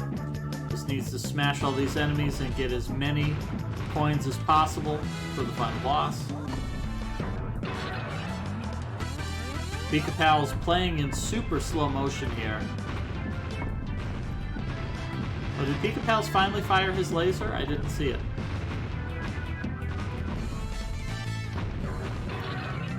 Got our dot done from Nighty. Nighty has finished in first place with an SRL time of 1 hour, 35 minutes, and 2 seconds. No surprise there, Nighty is very much not blind to this game, but Nighty is not one to ever shy away from an opportunity to replay one of his favorites.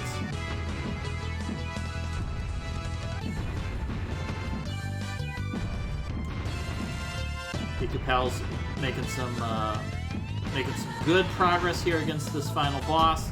Every time he gets a grapple off and he delivers one of those 3-hit combos, deals a nice hefty chunk of damage. He's already halfway through the final boss, and he's got plenty of life. He's nearly at full life.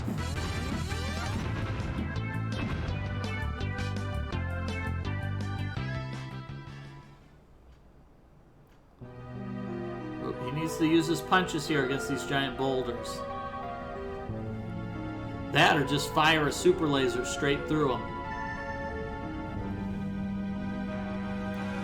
So while Pika Pals is finishing up the final boss, Alpha is moving ahead with the first phase of the battle, battling Balbera, the giant spaceship. We saw this on Pika Pal's stream, but we'll see it again. There's several components of this ship. This fight is very different from the previous fights. The previous fights were just a boss and you dealt damage. In this one, it has lots of different components that you can break separately, and by damaging those components, you will disable a number of its attacks. As we see right there, Alpha has destroyed that giant laser in the front, so it's just going to leave him alone now. Alpha is just going to eat everything. Oh, he fires a laser at something, but unfortunately the hull of this Peach ship is impenetrable. Alpha does need to find its weak point, and soon. Pika Pals gets a nice grapple there, but he misses his combo.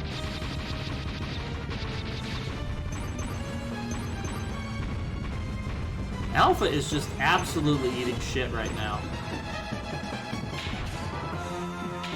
He has taken a colossal amount of damage here. He's already down to 200 oil left. If that oil goes to 0, he will take a death and have to do this again.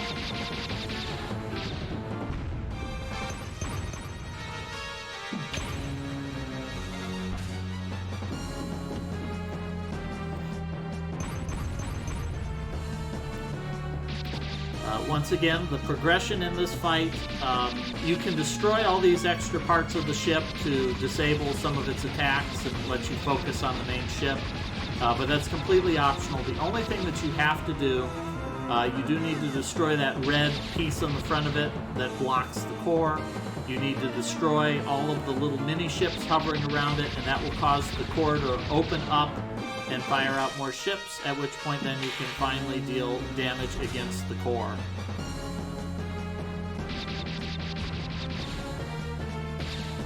Pika-Pal's trying desperately to find an opportunity to hit this boss. He keeps doing cycles on it.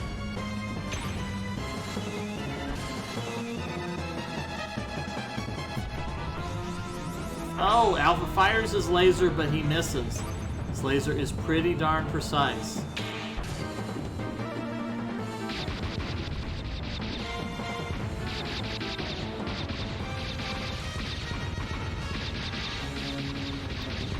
Pika-Pal's just punching his way through the tiers. Our other racers, Muware and Zenik Reverie, are neck and neck here. We've got Muware has just made it through the first half of the dungeon. We see Zenik Reverie here, distracted momentarily by a silver fortune doll, but needs a couple more keys to get through this dungeon.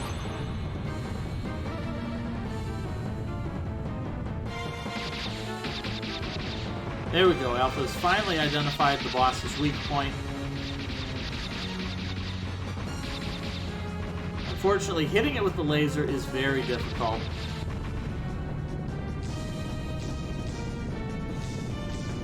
And that's it. Alpha has taken a death here. His giant robot is completely destroyed. But he's going to get another try.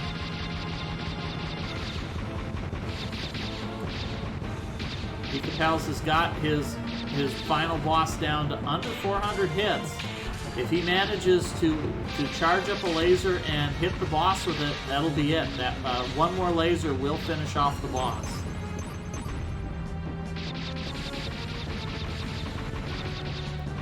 And he's got a laser charged up. Now's the perfect time. Can he pull it off?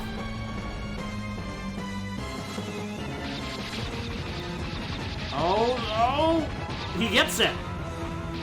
Beautifully done by Pika-Pals. Final laser hits, the boss blows up, and Pika-Pals, having read the pace spin, knows he can hit that dot Dunaroo. Congratulations to Pika-Pals for completing the game. So he will be able to enjoy his credits sequence.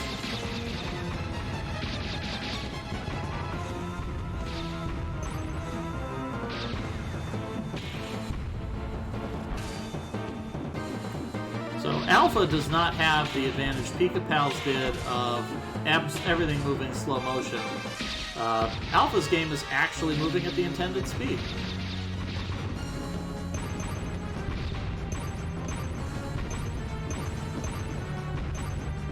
So that'll actually make things a lot harder on Alpha.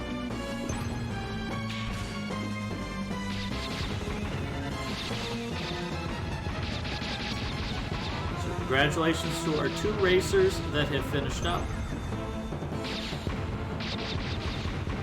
In the meantime, who else have we got? We're going to go ahead and pull up another racer here. Let's go ahead and pull up Lost for Words.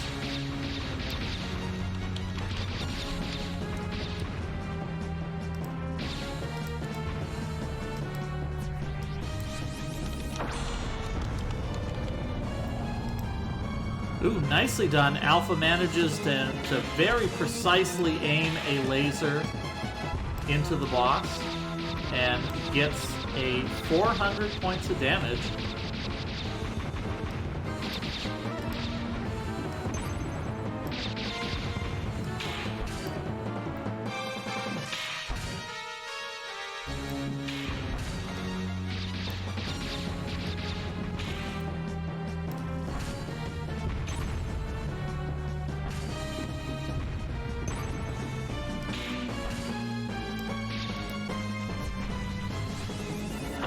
Oh, that was a little bit too far to the left. Alpha fires his laser, but unfortunately he will deal no damage at all, which completely wastes that cycle. Pika-Pals did not use his laser at all, but he did manage to fire quite a bit of nasal gold bullets at the boss, which dealt a pretty significant amount of damage. Oh, it was a little slow. Nope, that missed. That was a miss. No damage hath been scored.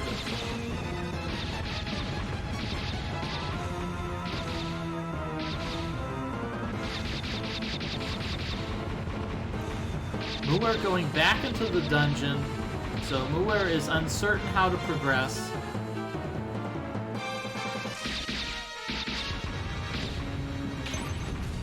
What Muir needs to do is go back into town and talk to all the NPCs. In particular, you've got to talk to Omitsu, who, unfortunately, in contravention to good game character design, is pretty plain looking. She's a pretty girl, yes, but she doesn't really stand out much from the other NPCs, which can make it a little bit tricky to realize she is, in fact, a completely mandatory character to speak to. There we go, Alpha managing to aim that laser precisely into that 2-meter wide exhaust port, and has destroyed the enemy superweapon. But unlike Star Wars, it's not over.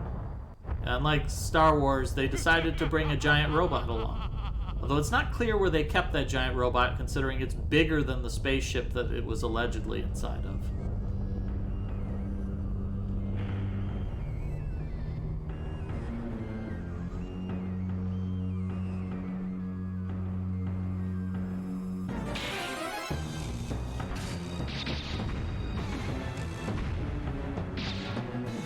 Zenek Reverie buys a gigantic radish and just shoves that into his mouth.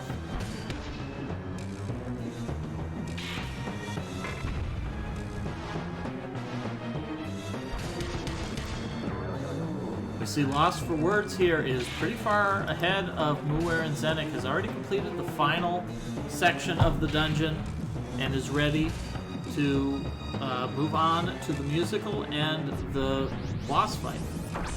Oh, nicely done, Alpha, firing a giant laser.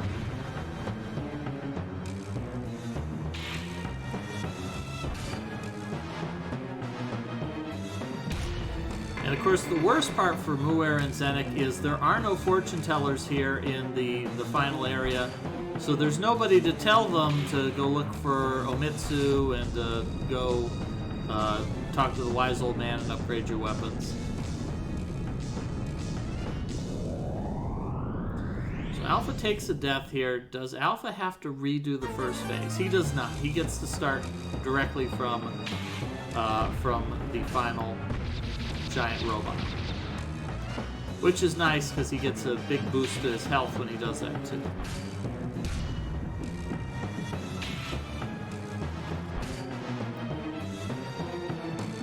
So Muir and Zenek both on this final puzzle here. They have to figure out how they can get through this last door. The answer is they need to go into the very first building they see and talk to every NPC. Muir skips the first door he sees. Perhaps he's already talked to Omitsu and he's ready to talk to the wise old man. He has not.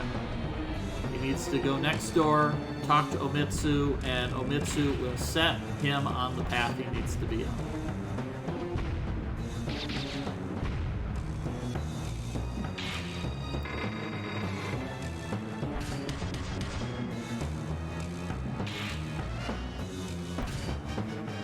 Final boss is moving much faster for Alpha than it was for Pika-Pals, so he does need to be a lot more careful about where he aims his grappling hook because it's a lot tougher to precisely target.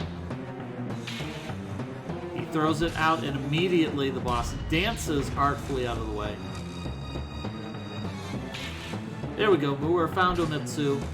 She is the key point here. She is going to point the heroes in the right direction. And hopefully Muir will be moving on to the final dungeon.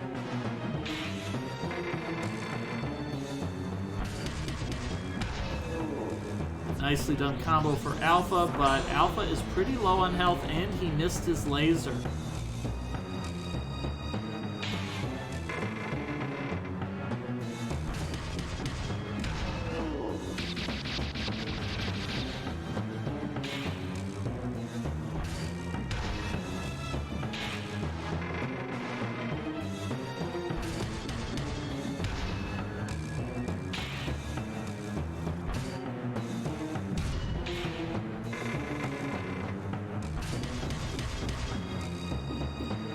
Alpha getting some nice combos here, but with 17 oil left, it's pretty unlikely he's going to be able... Oh, he manages to hit the super laser, so he's going to take another 400 points of damage off of the boss. But he's still in a pretty bleak position here. I think he might be redoing it again. Meanwhile, Zenik, I think, has picked up on what he needs to be doing. He needs to be talking to NPCs.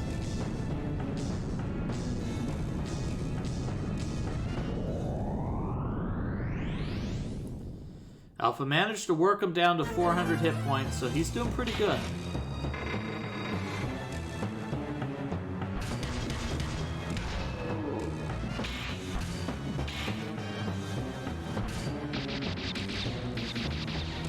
Alright, Lost for Words has made it through the running segment, and now it's time for...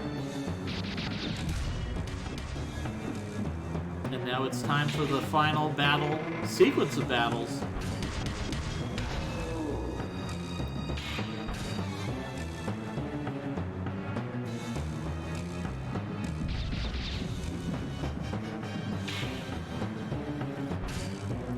Muir picks up the level 3 weapons, and with that he will finally be able to open the door that has been eluding him.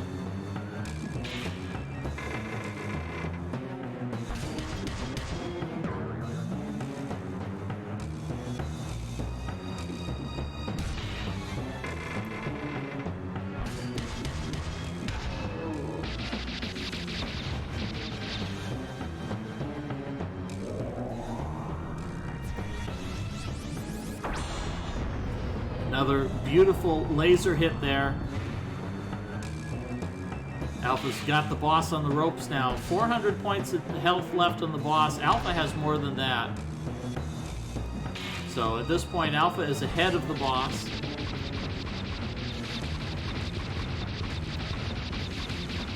Lost for Words also has the game running much more smoothly than it was.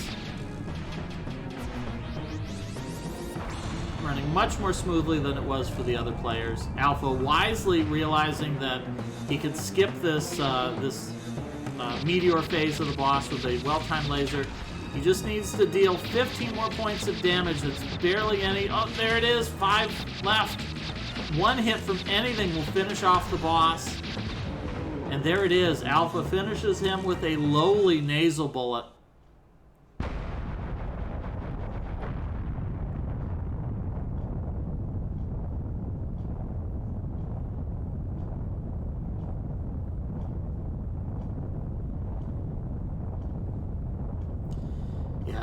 It's impressive how smoothly this is running for Lost for Words. I think maybe that's also they've got their stream probably has a much higher whatchamacallit. So it's lovely to watch it like that. Alright, so it looks like Zenik has found the level 3 weapon upgrade. Muir is already into the castle, so this is an opportunity for Muir here to snap up the 4th place finish. Or I'm sorry, well, needs to get to the end here. Lost for Words might finish this up first. But it is an opportunity for Muir to pull ahead of Zenik Reverie and clinch a higher position.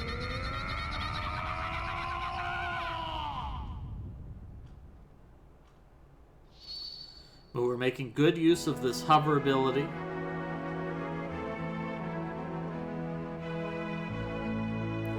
And there is the dot done from Alpha, finishing in third place with an SRL time of 1 hour, 52 minutes, 47 seconds. He says, pretty sure now, pretty confident that that is the end.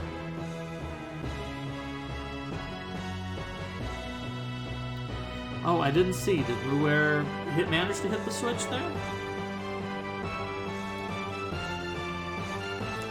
How did the camera get worse and worse as it went on?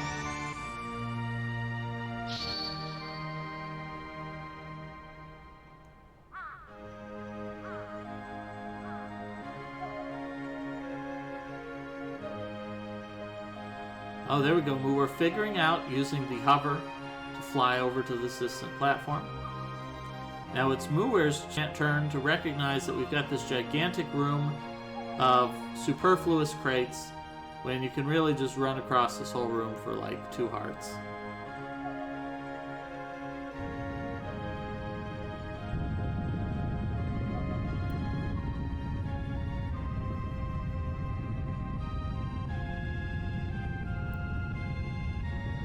Lost for Words fight is like 20x speed compared to mine. Yeah, and yours was at about 20x speed compared to Pika Pals.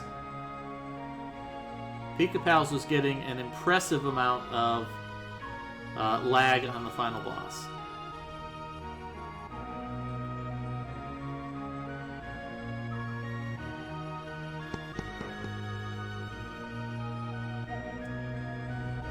So having defeated the evil Peach Mountain Shoguns and having restored Kyushu Island to its original location, Ibisu Maru and Goemon are about to enjoy the fruits of their labors, their adoring female fans. I'm just watching other people play this, and this play is way faster for Lost for Words than it was for me. It's pretty butter smooth for Lost for Words and moving. Yeah, I'm playing on console, but other people that's so much quicker. And like I mentioned mentioned a moment ago, Pika Pals was running very, very slowly. He was getting quite a bit of lag. Yeah. No, I mean I got lost in that last dungeon for no good reason.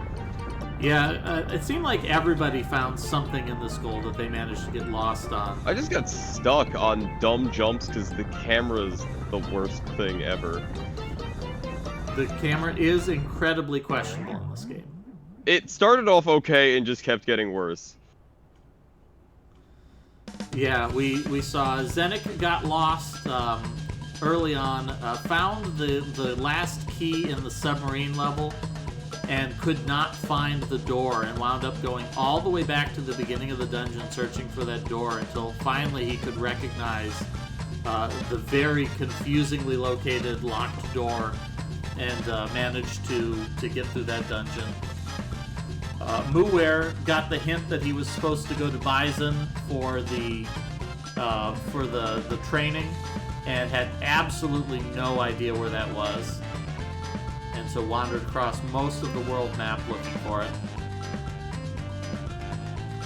And then we saw a couple of players got confused in the final area, not realizing you had to talk to all of the NPCs. I got stuck a little bit on that because I'm just like, well, I can't figure out how to get to this door. I gotta go back and talk to like someone, and then I ran into the one NPC I needed to talk to. Because I didn't remember what she looked like. And we've got Ronius22 getting a level 1 clearance. Congratulations on that. One of our agents will be with you shortly to reveal to you the next steps in your progression. It's usually, just redeeming the next clearance. Yeah, but it sounds more exciting my way. So unfortunately, you did miss the most important part of the pace bin. I don't think you read the last segment.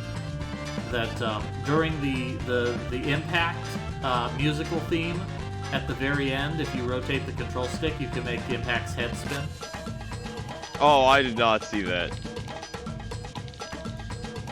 So we'll see. I think Muir is going to do it, so you'll have an opportunity to see Muir show it off.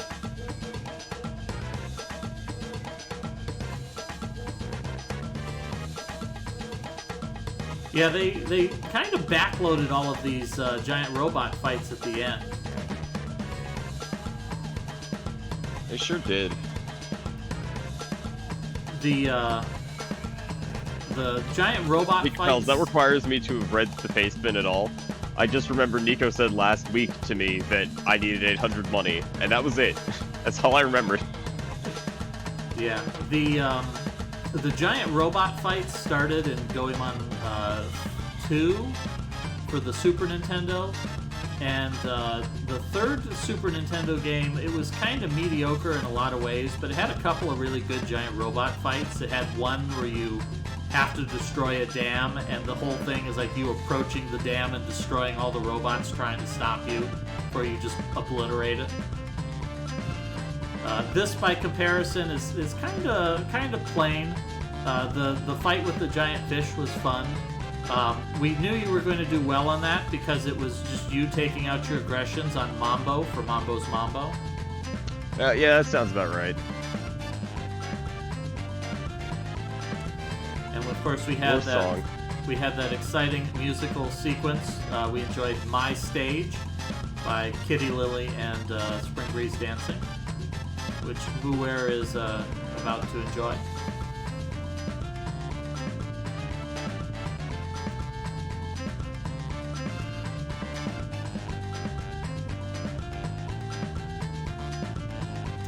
Ooh, lost for words. Firing off the laser, hitting the boss. These last few bosses are pretty good at dodging your lasers, so you really do need to plan ahead when you're going to fire that.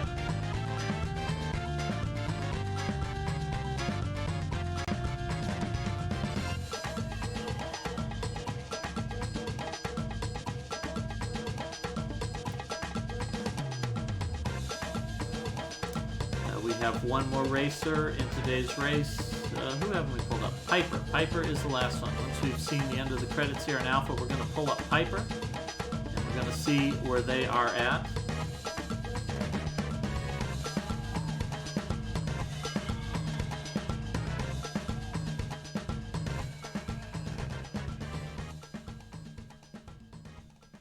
Ooh, nice. Lost for words. Pulling off yet another giant laser shot and connecting with the boss. At the end of the credits, they get to show you how many of the fortune dolls you managed to find. So how did Alpha do? 50%. Yeah, Alpha got more than half. If you manage to collect all of the fortune dolls in the game, you unlock Giant Robot Boss Rush.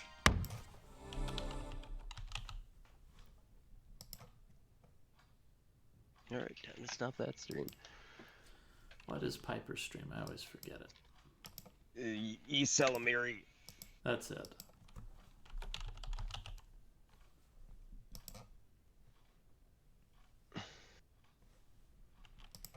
Wonder if that's a reference I don't recognize. Oh, where did I click? I clicked the wrong spot.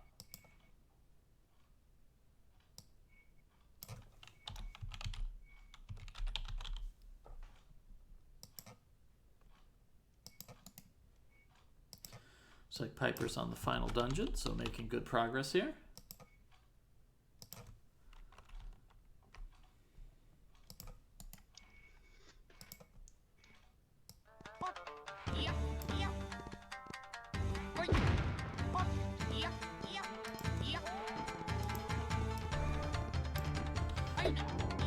And we've talked about it before, folks, but another reminder that this is the last of the Goemon races. We have completed the game, so there will be no more game. However, we do have another exciting game coming up for you. Next week, we're going to be starting up The Legend of Zelda Oracle of Ages for the Game Boy Color. It's going to be a good game. That's going to be a lot of fun.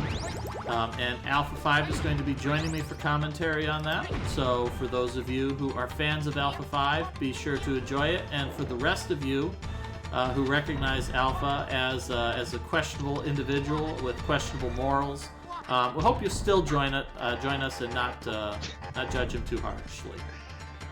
Listen, okay, we're starting off with You made Really, people play Super Mario Brothers 2 any percent in Season 3. First off, it wasn't any percent, it was warpless. Secondly, it's not that bad. Oh, that's even worse. This is an individual of questionable morals that I to this day, I'm not certain why it is that Blasphemous Roar gives him open access to this communications channel. Listen, that's a good game.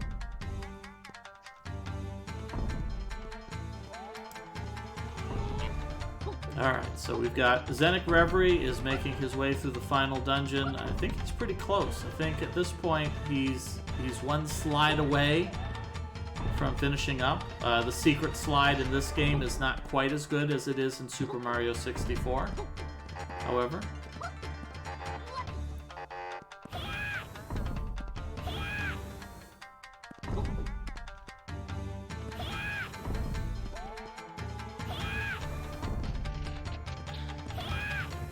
we're in the most difficult platforming room, the room with these obnoxious rotating crates.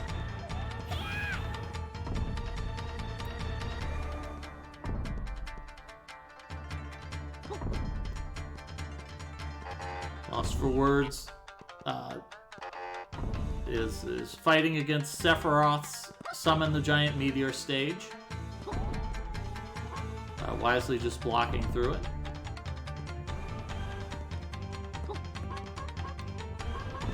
Hopefully next time they will have a laser charged up. That meteor stage is the perfect time to fire a laser. Not only does the boss not attempt to dodge it, but then it lets you skip the meteor phase, which is what everybody wants to do.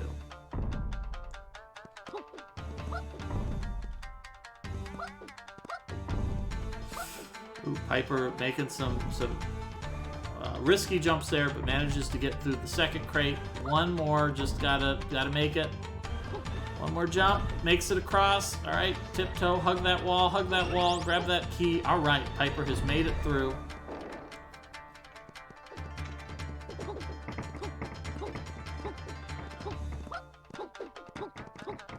What was your opinion of the musical themes we had going on here? We had a lot of good music here at the end of the game as well. I was surprised that there was a sudden guitar solo.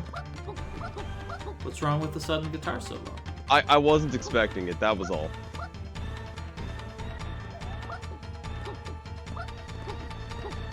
So that's how you're supposed to get the just punching. I just fired the laser. It seemed easy. Yeah, so Lost for Words is close here. Unfortunately, missed that laser. It would have been nice if they could have pulled that off. It does 400 damage. It would have ended the game.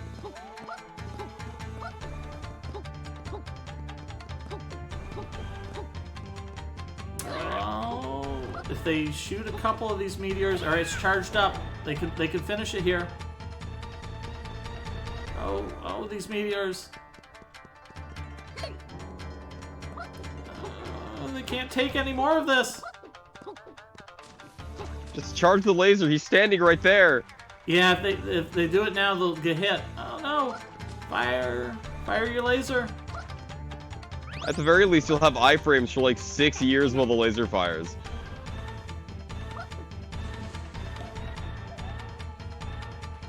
No, they're not going to survive this. Oh, they can't let a single one get through.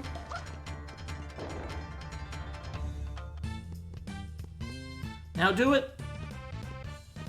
Oh, they do it! All right, there is the clear from Lost for Words. Beautifully done with 2 hit points left.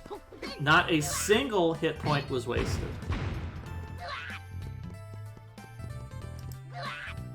I mean, there was one. Well, I guess.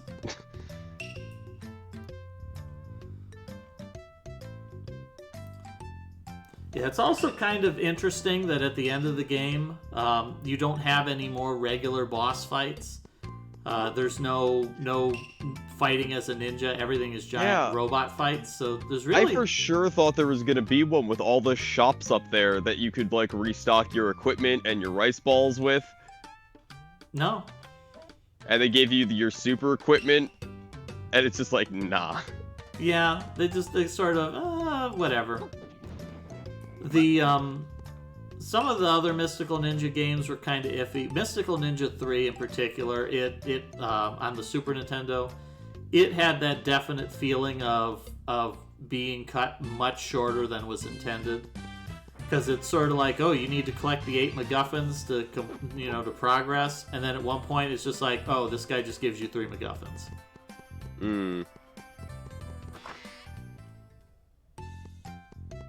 Apparently the last Goemon game they made was in 2005 for the DS, and it was a regular Goemon game. And then they made 2 slot machines, and that's it. Yup, that sounds about right.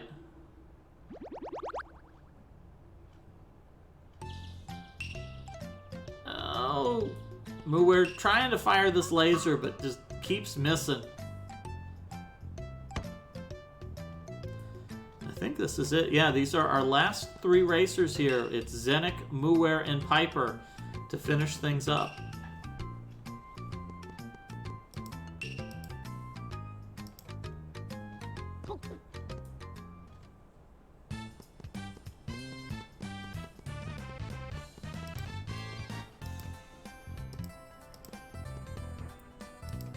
Gonna let these players finish this up. Muwer's emulator moving well too.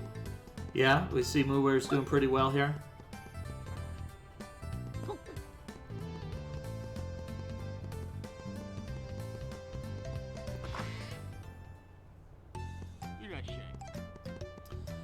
Muwer has made it out of the first fight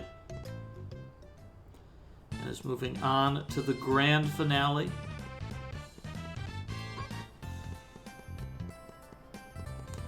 De Atoy, the Fairy of Love and Dreams. See, it's not the kind of final boss you usually get. Usually you get, like, Angel of Darkness, you get, the ultimate, the embodiment of the void. You don't usually get an Angel of Love and Dreams.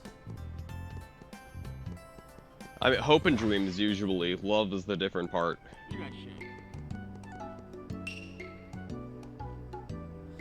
So Piper steps into the shop here and talks to the NPCs. Got this woman doing her perfect impression of Kitty Lily. And talking to Umitsu, which mentioned earlier, she really does suffer from kind of not standing out.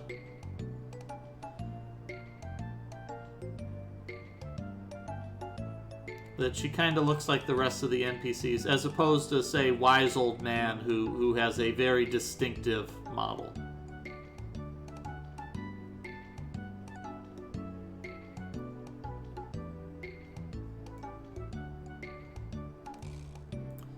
Oh, Muwer fires that super laser, but unfortunately, the giant robot does dance out of the way of it.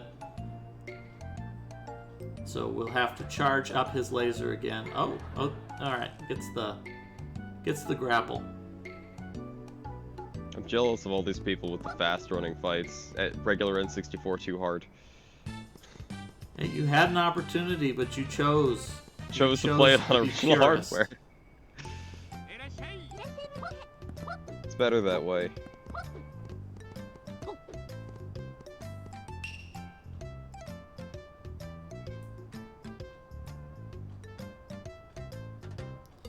So we have Wise Old Man, who is obsessed with car magazines, which is very obviously what it was in the original Japanese translation.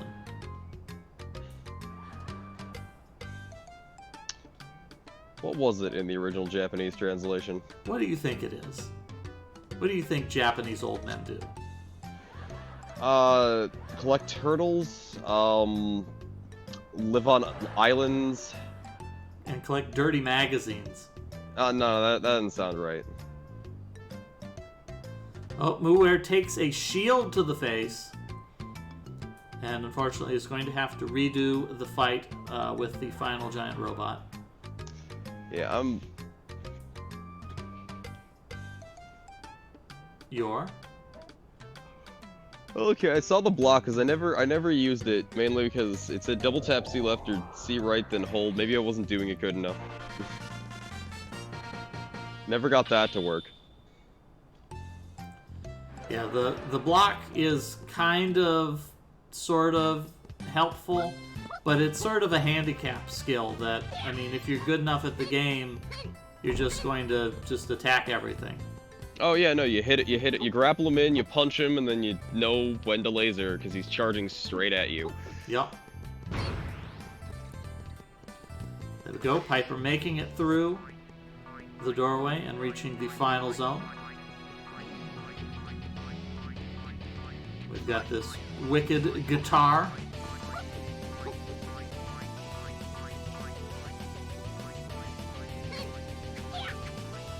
Piper is immediately drawn to this incredibly suspicious portrait and is rewarded instantly with a warp to a golden fortune doll. Yeah, I caught that by just kind of walking past there and noticing, oh, there's like a doorway like built into the sprite. Because of the camera being what it is. Interesting. Zenik is going with fire his grappling hook is just a damaging weapon strategy. We've been seeing a lot of that. That's pretty impressive. That's not something I thought about. So I'm impressed with the number of players who are doing that. Yeah. It gave you, well, because it counted as your fist, it also gave you money when you did it, but if you missed with it, because, you know, it's going off into space, it just goes forever. When we're blocking all of those meteors, blocking is not perfect. You still take damage. But it's not as preferable to punching. Yeah, it's not much damage, but you know, it could be 0 damage.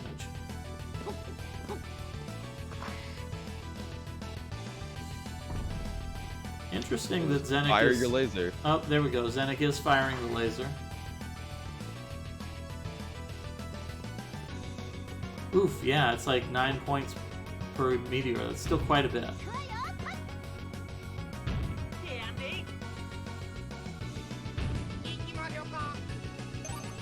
Zenik's not firing any nose bullets.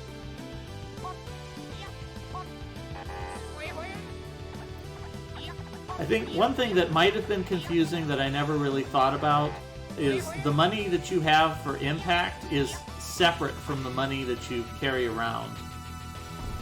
That it really has that you're not using the money you carry around when you. Yeah, I thought about that on the second impact fight. That I was hoping I would gain the money.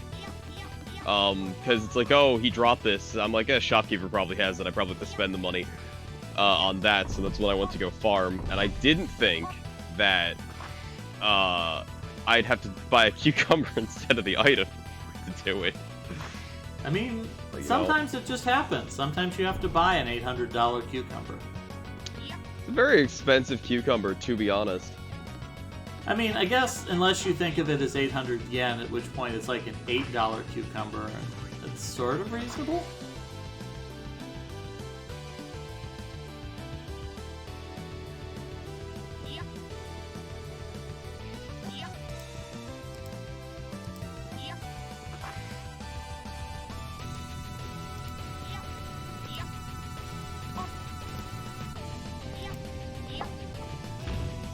Alright, Uwer is almost halfway through this fight. Needs to just do a nice little combo here. Nice. I'm gonna take off and go eat food. Goodbye, everybody. I'll see you next week for The Legend of Zelda Oracle of Ages. Thank you for joining us, Alpha. You too will know how to play the blue version of the game.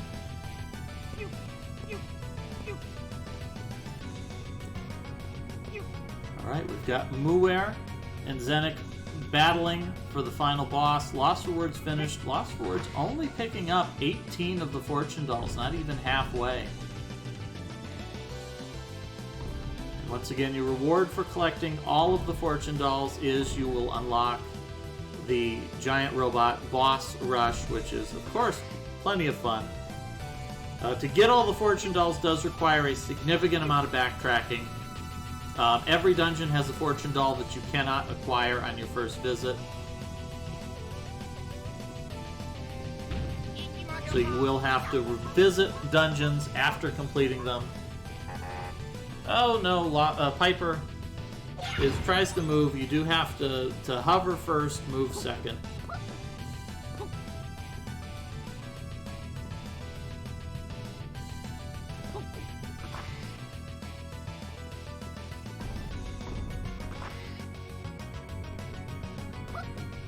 Lost for Words is going to enjoy the musical themes here.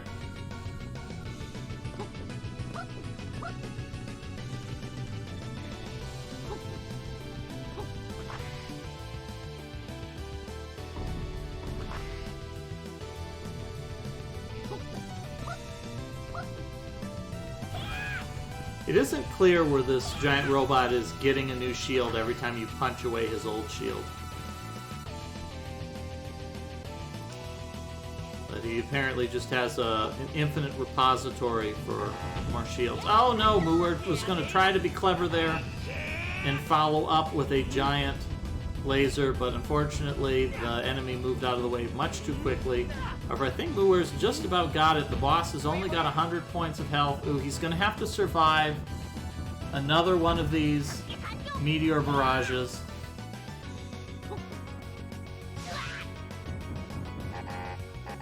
Oh no! Oh, that's unfortunate. We're taking the death there with only 80 points of damage left on the boss. This is Zenik's opportunity to steal away the victory.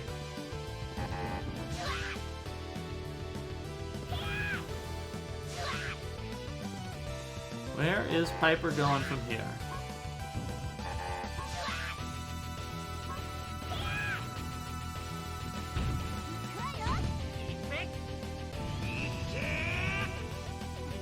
Piper is falling victim to the cruel trap here of these crates. These crates make you think that you want to push them around, but in reality, you don't care about these crates. You just want to damage boost the switch. Zenik taking a death there. The boss still has 1,000 points of damage, so Zenik is going to need to really pick things up for his next attempt, since the boss still has a lot of health left.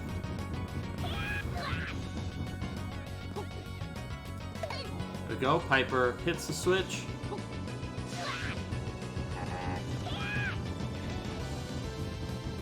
Maybe Piper notices that the door is now available. She's just going to run straight there. There we go. Piper makes it through.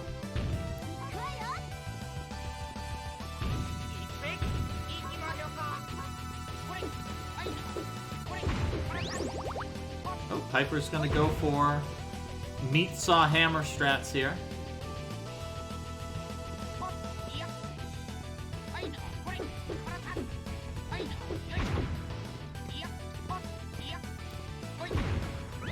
We're doing pretty well here. Getting kind of overwhelmed by these meteors, though. Really needs to use punches. There we go, using the punches. The punches are the way to go with the meteor swarm. Zenik Reverie nailing a giant laser there. That's another 400 points of damage against the boss.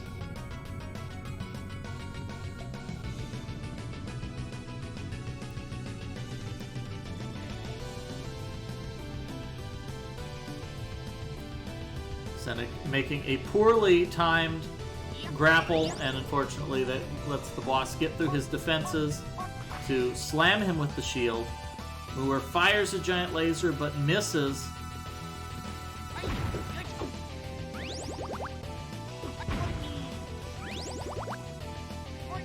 Oh, here we go. Piper sees this golden dumpling. It's going to be a full health refill. It's going to make him feel very good. And then we've got the slightly less secret slide.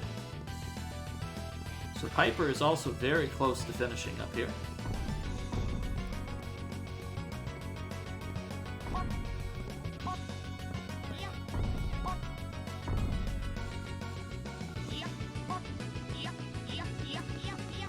Oh, Muir is down 600 left on the boss. Muir, alright, there we go. Muir using these punches.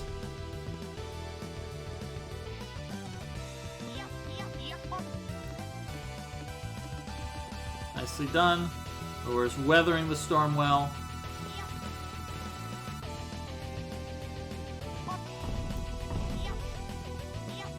Where is the boss? He's not in front of Muir's laser. But Muir does manage to do some damage there. Zenik Reverie got the boss down under 500 and reeling him in for another combo. Nicely done. Zenik is pulling ahead here. Ooh, but Muir gets a 4-hit combo.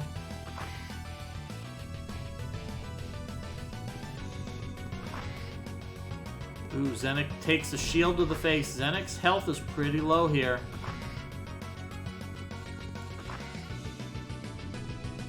Zenik needs to just punch him. Just give him a Falcon punch. Alright, Piper's got the key, has made his way around, but is feeling a little bit lost here. Or at least, hopefully, Piper found the key. Piper didn't find the key. He might have to do another loop here. Nicely done. Muir getting the clear here.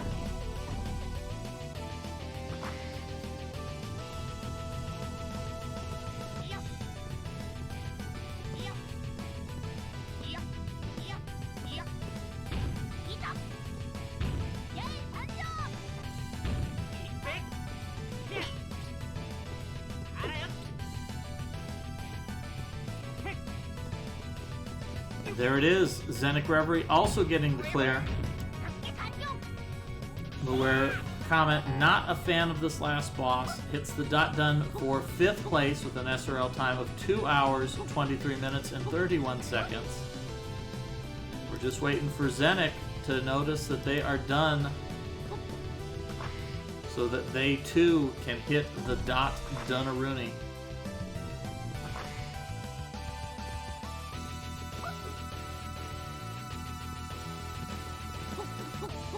I think Piper might notice that door there. Might realize that they can go back down to the 1st floor.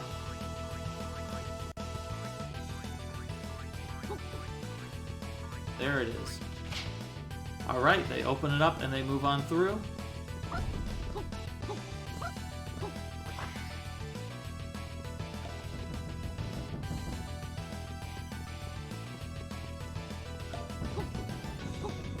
Piper's camera is absolutely fighting them here.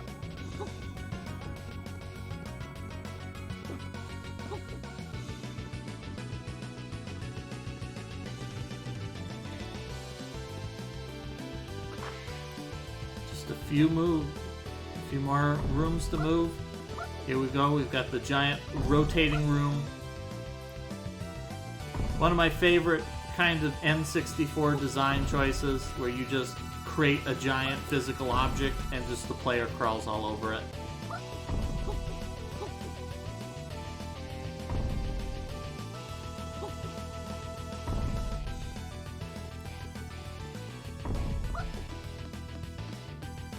And there is Zenik Reverie with the 6th place dot done with an SRO time of 2 hours, 25 minutes, 27 seconds.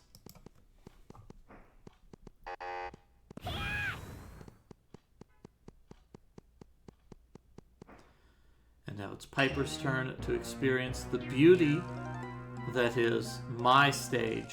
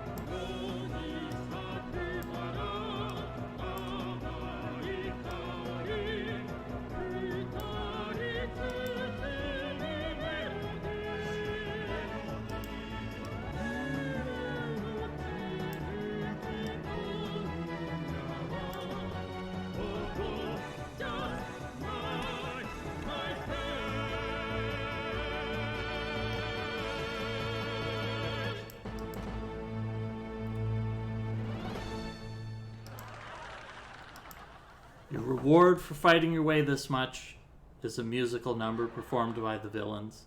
If only more games would follow that kind of a design philosophy. It rewards you in that way.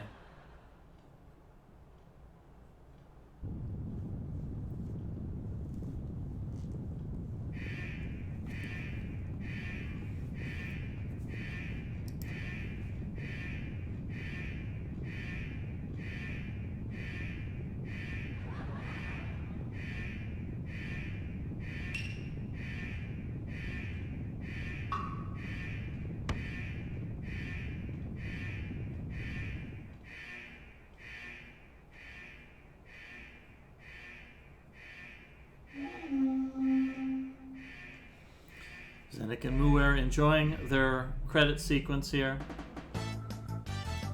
while Piper is just getting one musical number after another.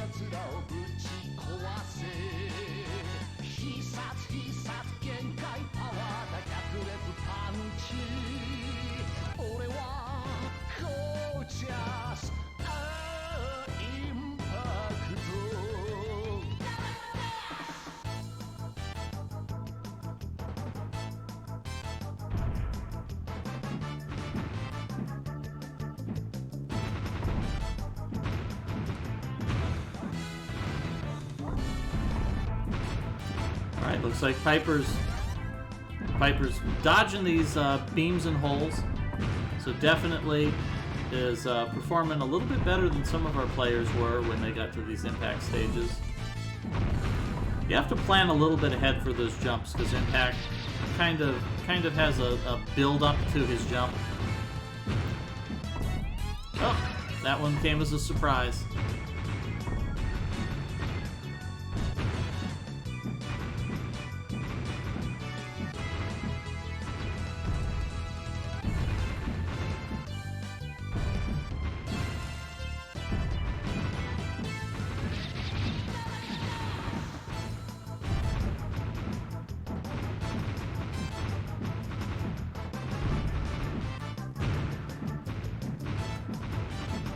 Not sure how the game figures out your fuel gauge. So it seems like it fills up a lot faster here at the end. All right, it's final battle time.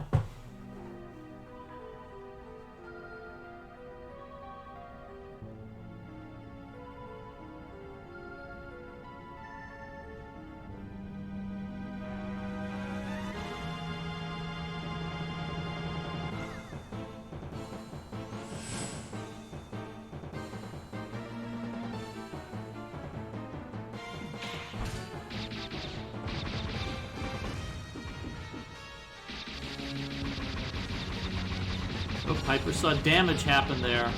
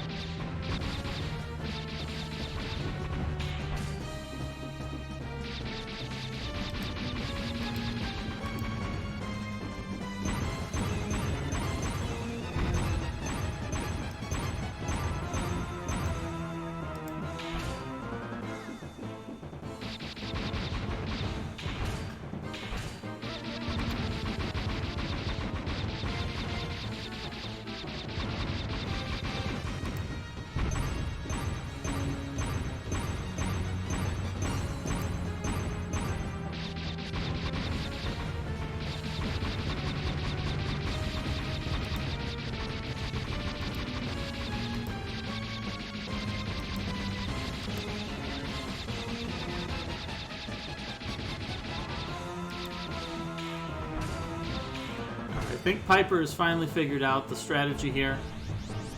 But you do need to destroy all of these little ships hovering around the Peach in order to cause it to open up.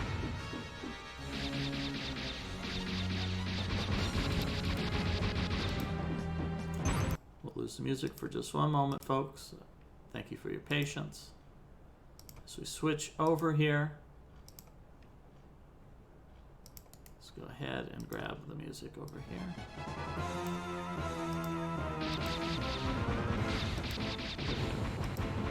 Hide 90 there.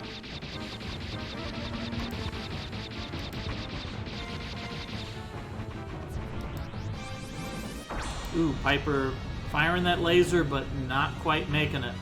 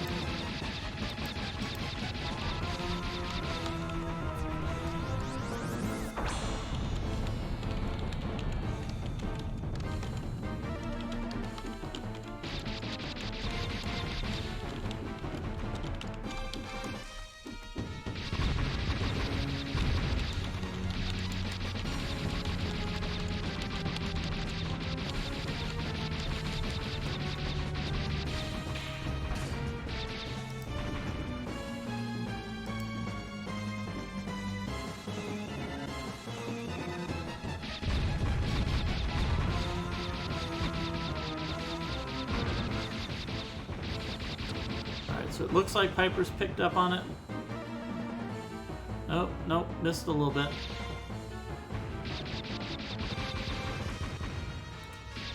Oop, looks like Piper missed an opportunity to just dump a bunch of gold straight into the core of that ship. There we go.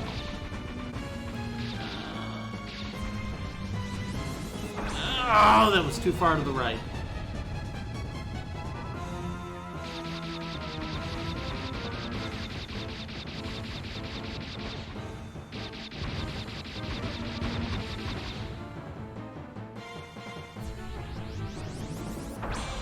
Nope, that looks like that threw Piper off. Unfortunately, the ship likes to move left and right, so you really can't judge very well where it's going to be. Piper's also in a bad spot here, really burning through his money. Ooh, this looks good, this looks good, this looks beautiful. Nice, nails it.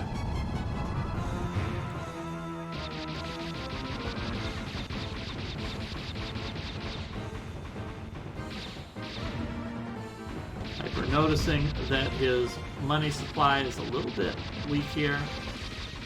There it is. All right, Piper has cleared the first boss.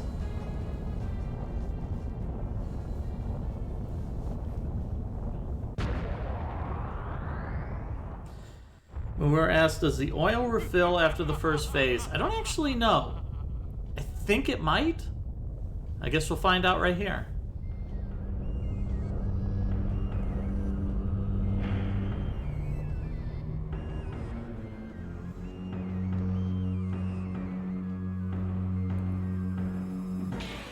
It's 289. Looks like it's not a full refill, but it looks like you get a little maybe.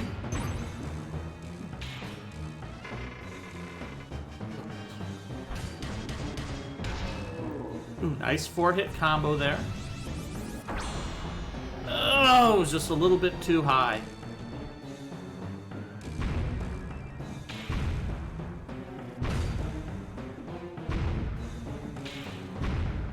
Ooh, just eating every single one of these projectiles.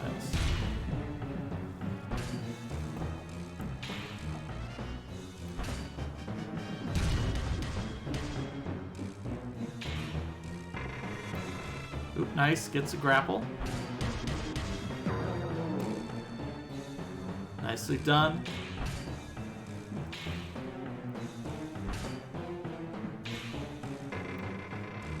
The 4-hit combo deals quite a bit of damage, so it's really not a bad way to fight the boss. Oof. Yeah, this is looking a little bleak here. But the good news is, I think Piper's got plenty of extra lives.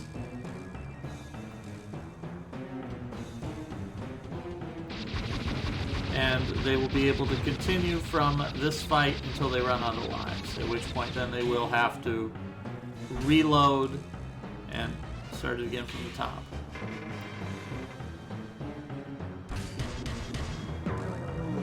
Nicely done on the 4-hit combos there.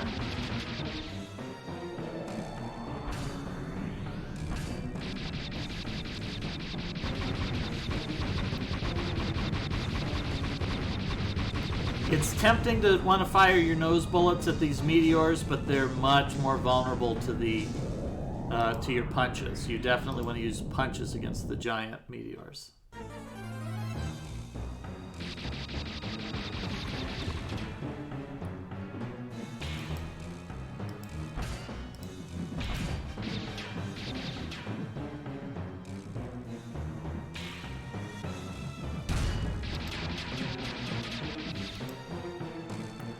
So yeah, you can see definitely a lot more life now that they're doing their second attempt.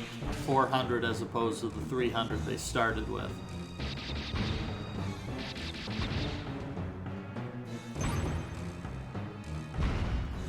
Plus that 500 rifle. Strong temptation there to try to grapple. You don't want to grapple. You want to try to get a 3-hit punch there. Or better yet, when you know he's coming at you, that's the prime time to fire a giant laser.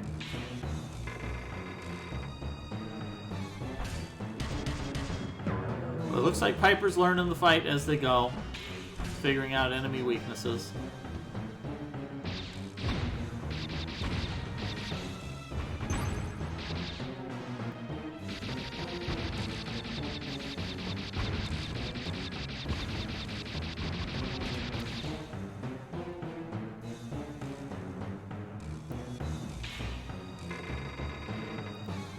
Grapple there.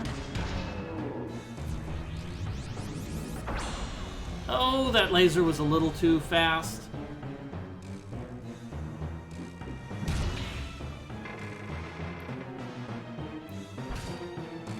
Oh, nope.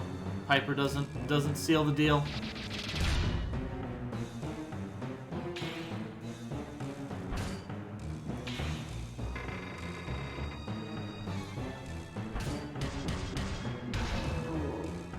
Nice 4-hit combo.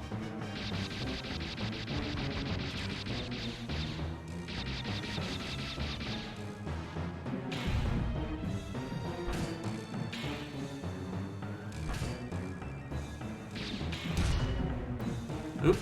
Keeps trying to grapple there, but when he's rolling into you, grapples aren't going to work.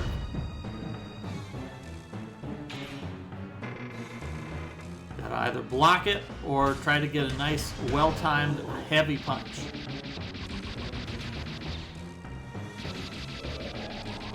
This is the time. Use your laser. Oh no!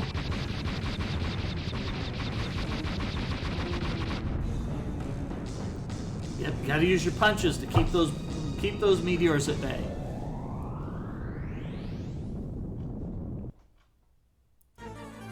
Alright, we got another attempt here by Piper.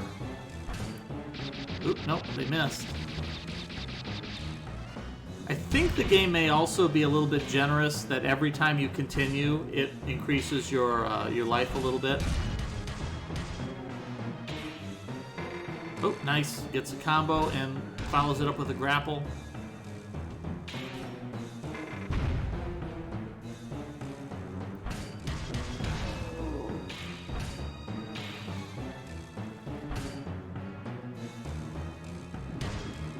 Oh, nice! Hits the punch and ends the rolling phase. Oh no! Piper really wants to grapple here, but it's not happening. It's really not happening.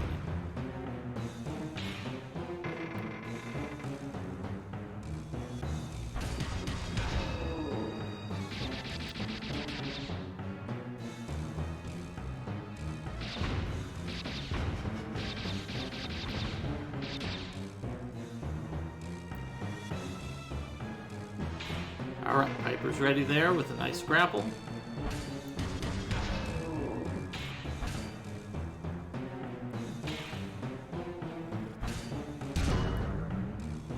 Ooh, that's a kick. Nice kick there.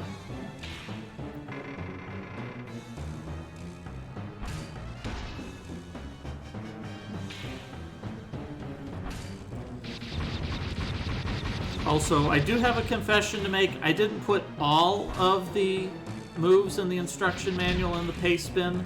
There is also a Fists of Fury attack you can perform, but I thought for the ease of avoiding confusing the players, I didn't put it in there because it's not as useful as the giant laser.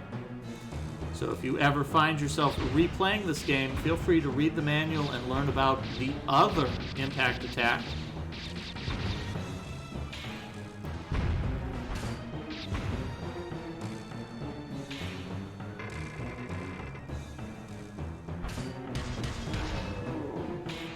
Right, he's gonna move to the middle.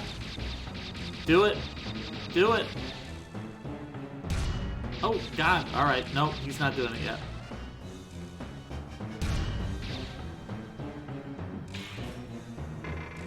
All right, well, we got another grapple here. This will be another easy 100 points of damage.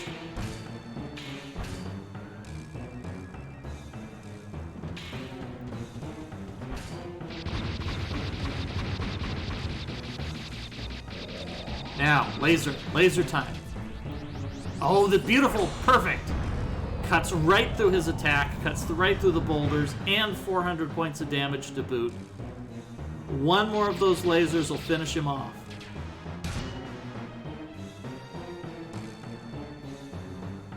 Gotta punch him.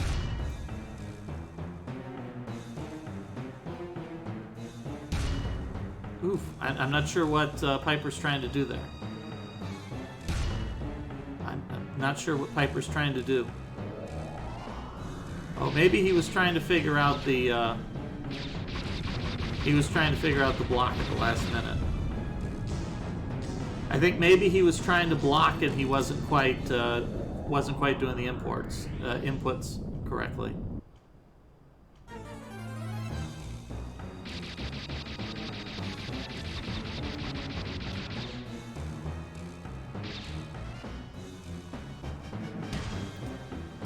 Well, I think he's got the biggest trick right now, which is shoot your laser when he's about to do the meteor.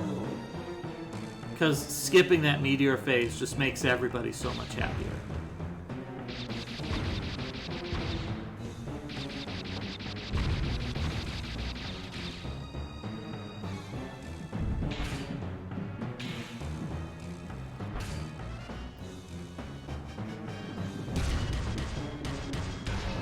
Ooh, that was a combo. It's like a 7-hit combo.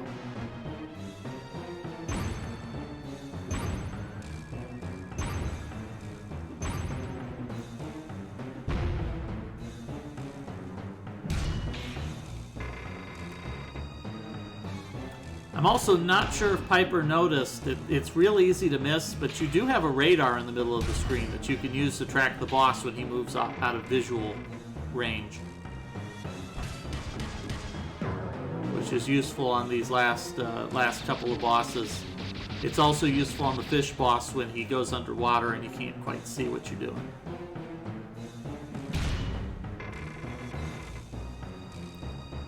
All right. It's a little bit slow on the mashing.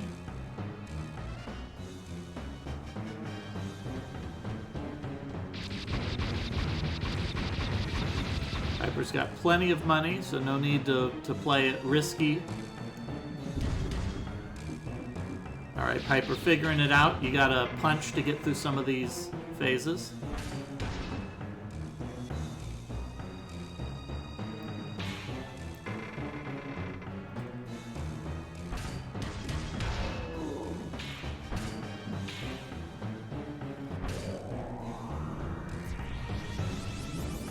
Right, it's super attack versus super attack, and looks like Piper beats Rock.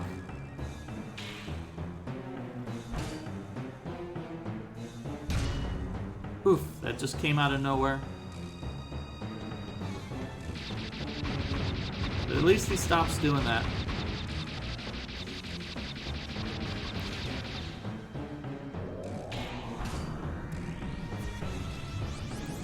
There we go, another giant laser from Piper. The boss is on the ropes. He's just got one more cycle left.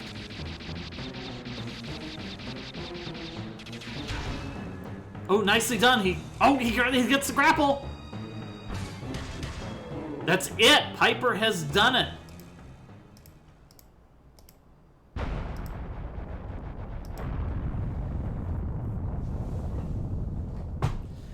And that is our last of our racers.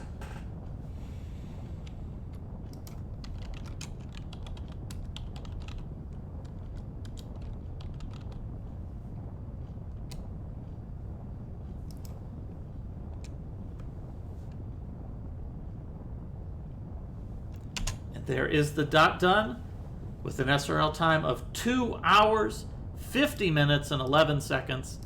Congratulations to Piper for getting the clear. So that is the end of The Legend of Mystical Ninja starring Goemon for the Nintendo 64. Hopefully everybody enjoyed this, this fun segmented race. This is the end of our Goemon race. But we will be joining, we will be back again next week, Sunday at 2 p.m. Eastern. That'll be Sunday, June 25th. We're going to be playing The Legend of Zelda Oracle of Ages for the Game Boy Color. So I absolutely hope everybody will be joining us for that exciting race. That will be with co-commentary by Alpha 5. So everybody, please join us for that. And if you are blind, make sure you join our Discord and get some guidance on how you can join us for to join in those races. Because anybody is allowed to join. There's no requirements. You don't have to sign up for anything. You just show up and you get to play that exciting game.